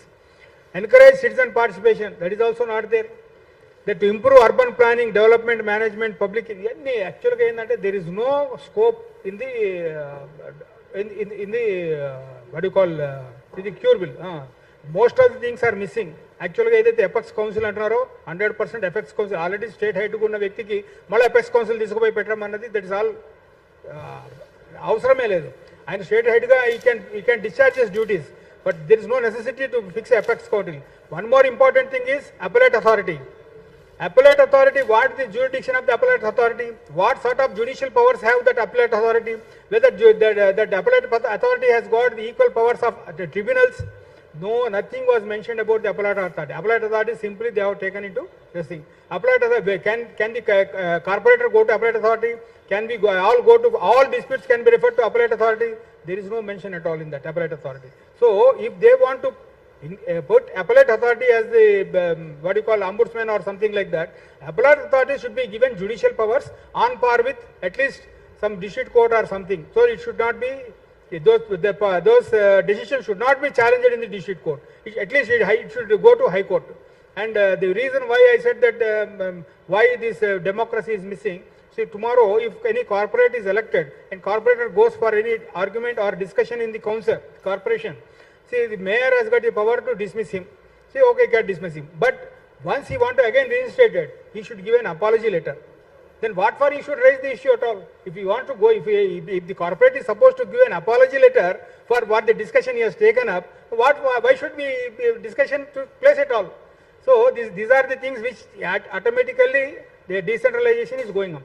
ఇంకా ముఖ్యమైన important విషయం ఏంటంటే కార్పొరేషన్ని స్టేట్ గవర్నమెంట్ రద్దు చేసేయచ్చు. కార్పొరేషన్ స్టేట్ గవర్నమెంట్ రద్దు చేసేయచ్చు అన్నప్పుడు ఏ బేసిస్లో రద్దు చేస్తారు, ఎవరు రికమెండ్ చేస్తారు, ఎట్లా రద్దు చేస్తారు అన్న దానికి ఎక్కడ కూడా ప్రొవిజన్ లేదు. ఒక స్టేట్ గవర్నమెంట్ ఒక స్టేట్ గవర్నెన్స్ అసెంబ్లీని రద్దు చేయాలంటే there is a procedure let down. But ఓ కార్పొరేషన్ ఎలక్టెడ్ కార్పొరేషన్ని మీరు రద్దు చేసేస్తామంటే ఎట్లా? రేపు మీకు ఇష్టం లేకపోతే రద్దు చేసేస్తారు. దానికి ఒక ప్రొసీజర్ అనేది ఉండాలి కదా. మనం డెమోక్రసీలో ఉంటున్నప్పుడు ప్రతివాడికి ఒక ఆపర్చునిటీ ఇస్తాం అని అంటాం కదా. ఆఖరి గురువు వేసేవాడికి కూడా ఒక ఆపర్చునిటీ ఇస్తాం కదా. అట్లాంటి ప్రొవిజన్ ఏం పెట్టలేదు దీంట్లో. చేయటమే డిస్మిస్ చేసేయచ్చు. అట్లాంటివి ఉన్నాయన్నమాట దీంట్లో ఈ క్యూర్ బిల్లో. ఇవి ఎందుకు పెడుతున్నారో, ఎవరి కోసం పెడుతున్నారో, ఎట్లా చేద్దాం అనుకుంటున్నారో, ఎవరు చెప్తున్నారో తెలియదు. కానీ బట్ మొత్తానికి ఓవరాల్గా మొత్తం అన్నీ తీసుకుంటే కనుక ఇవన్నీ కూడా చాలా అభ్యంతరకరమైన విషయాలు. ప్రాపర్టీ ట్యాక్స్ అందరూ మాట్లాడారు. ప్రాపర్టీ ట్యాక్స్లో ఒక ఇంపార్టెంట్ ఇష్యూ ఉన్నది. ప్రాపర్టీ ట్యాక్స్ మార్కెట్ వాల్యూ వేరే ఉన్నది, రిజిస్ట్రేషన్ వాల్యూ వేరే ఉంది. ఇక్కడ స్థలం 1 లక్ష రూపాయల స్థలం ఉందంటే దీనికి మార్కెట్ వాల్యూ వచ్చేటికి 30,000, 20,000, 25,000 ఉంటుంది. ఈ డిఫరెన్స్ మీరు క్లియర్ చేయకుండా ఎవరైతే క్యాష్ పేమెంటో చేస్తారో వాళ్ళకేమో తక్కువ ట్యాక్స్, స్టాంప్ డ్యూటీ తక్కువ, జిఎస్టీ తక్కువ, ట్యాక్సులు తక్కువ, అన్ని తక్కువ. ఎవరైతే 100% చెక్ పేమెంట్ చేస్తారో వాడికి స్టాంప్ డ్యూటీ ఎక్కువ. ఇట్లాంటి డిస్క్రిపెన్సీస్ క్లియర్ చేయకుండా మీరు ప్రాపర్టీ ట్యాక్స్ దీని మీద వెళ్ళిపోదామంటే, దాని పేరు మీ క్యాపిటల్ వాల్యూ మీద వెళ్దామంటే how far it is fair? ఇప్పుడు మీరు ఉన్న డిస్క్రిపెన్సీ మనమైతే క్రియేట్ చేయలేదు కదా. మనం క్రియేట్ చేయలేదు. ఈ ప్రభుత్వాలు ఉన్నాయి, ప్రభుత్వాలు ఇన్ని సంవత్సరాల నుంచి చూస్తున్నాయి. ఈ డిస్క్రిపెన్సీని ఎవరైనా క్లియర్ చేసినారా? ఎవరు క్లియర్ చేయలేదు. మా మణికొండ లాంటి ప్రదేశం చూసుకుంటే గ్రామ పంచాయతీలో సమస్యలు ఫేస్ చేశాం. ఆ సమస్యలు మున్సిపాలిటీకి క్యారీ అయినాయి, మున్సిపాలిటీ నుంచి ఇప్పుడు కార్పొరేషన్ క్యారీ అయినాయి. ఇదే విషయాన్ని నేను ఇదే కమిషనర్ గారిని పోయి అడిగితే, మేడం ఇట్లా డిఫరెన్సెస్ ఉన్నాయి కదా, ఇలా రిజిస్ట్రేషన్ వాల్యూకి మార్కెట్ వాల్యూకి డిఫరెన్స్ ఉంది కదా, మీరు ప్రాపర్టీ ట్యాక్స్ రిజిస్ట్రేషన్ వాల్యూ మీద వేస్తున్నప్పుడు మీరు కట్టనోడి పరిస్థితి ఏంటని అడిగితే it's a policy matter, we can't do anything అన్నారు. అట్లాంటివి ఎందుకు సజెస్ట్ చేస్తారు మీరు? Why do recommend such things? So these are the issues.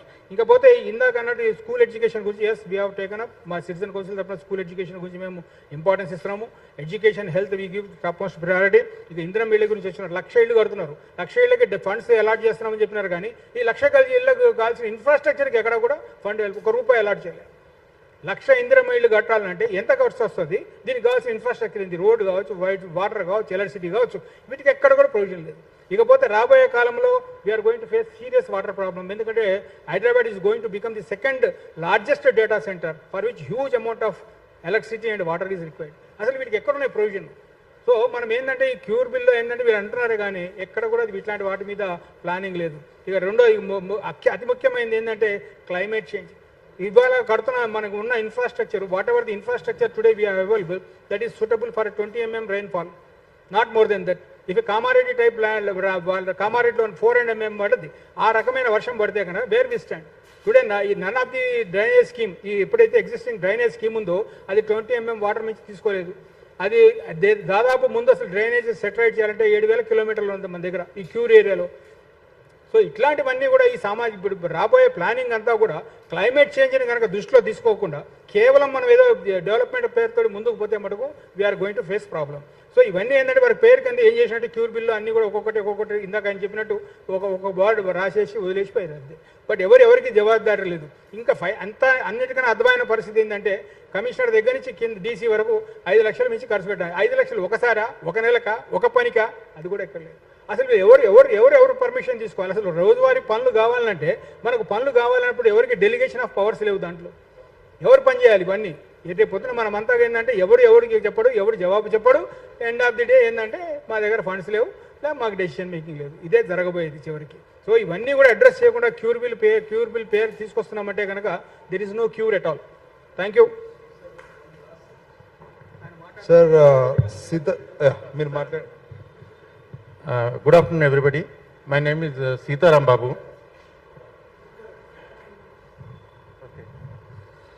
So, I am involved in computerization of GHMC in 1999-2001, and Dr.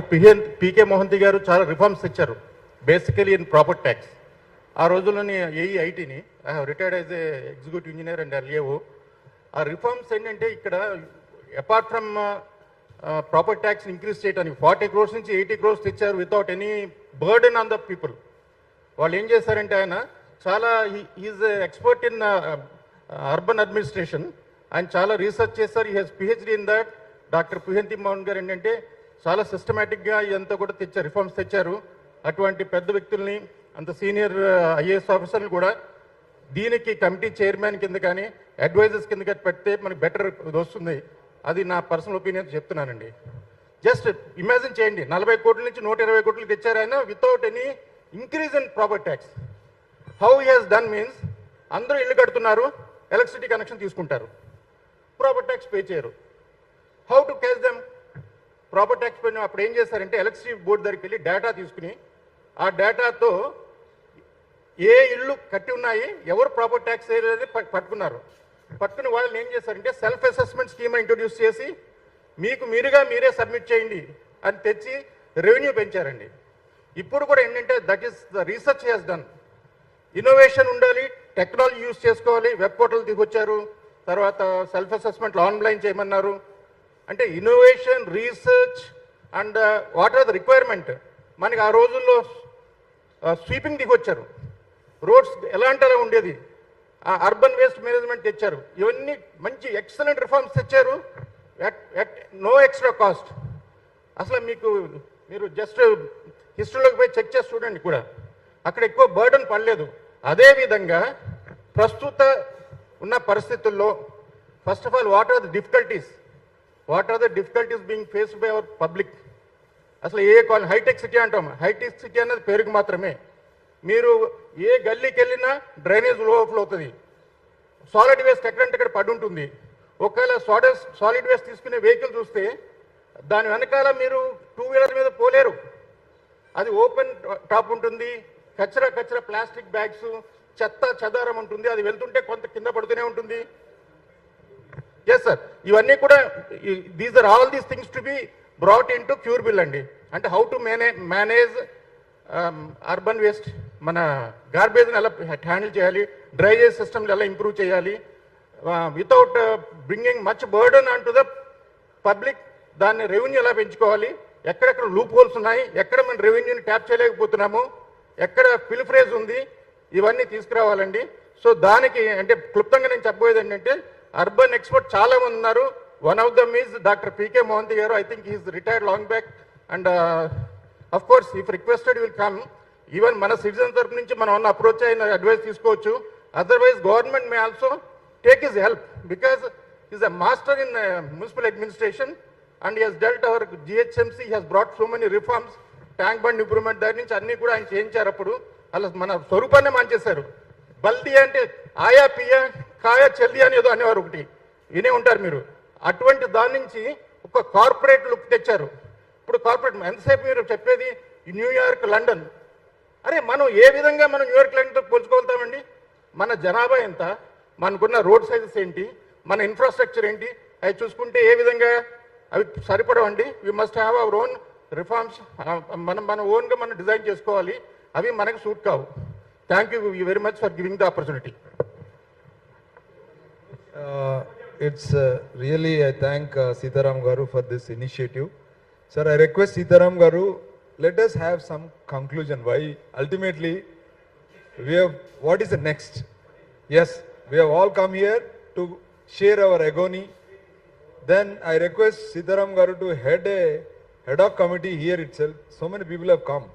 Why don't you just quickly ask them to raise the hand so that, see, there is two gentlemen who is already fighting the legal.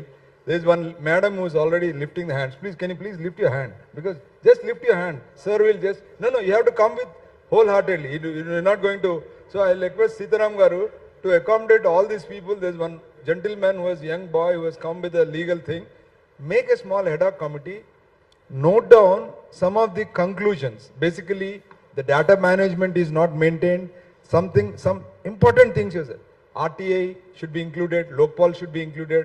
Please note down all these issues, and why don't we file a quick legal remedy so that before the damage happens, let there be a question to the system, which we have to do it before they get the bill passed into it. Let this be question addressing the people who are concerned. So many things have come up right now. I think you have noted down. If you have, yes, sir, the video is also down. there. Please We go are through noted that. down, sir. I'll be very happy if something quickly comes out of it, and let the government answer it. If they violate it, already we have a remedy at the courts. Please, thank you very much for giving me this. Thank you, sir. We are ready to go to the courts. Sir, we need to conclude the conference, please.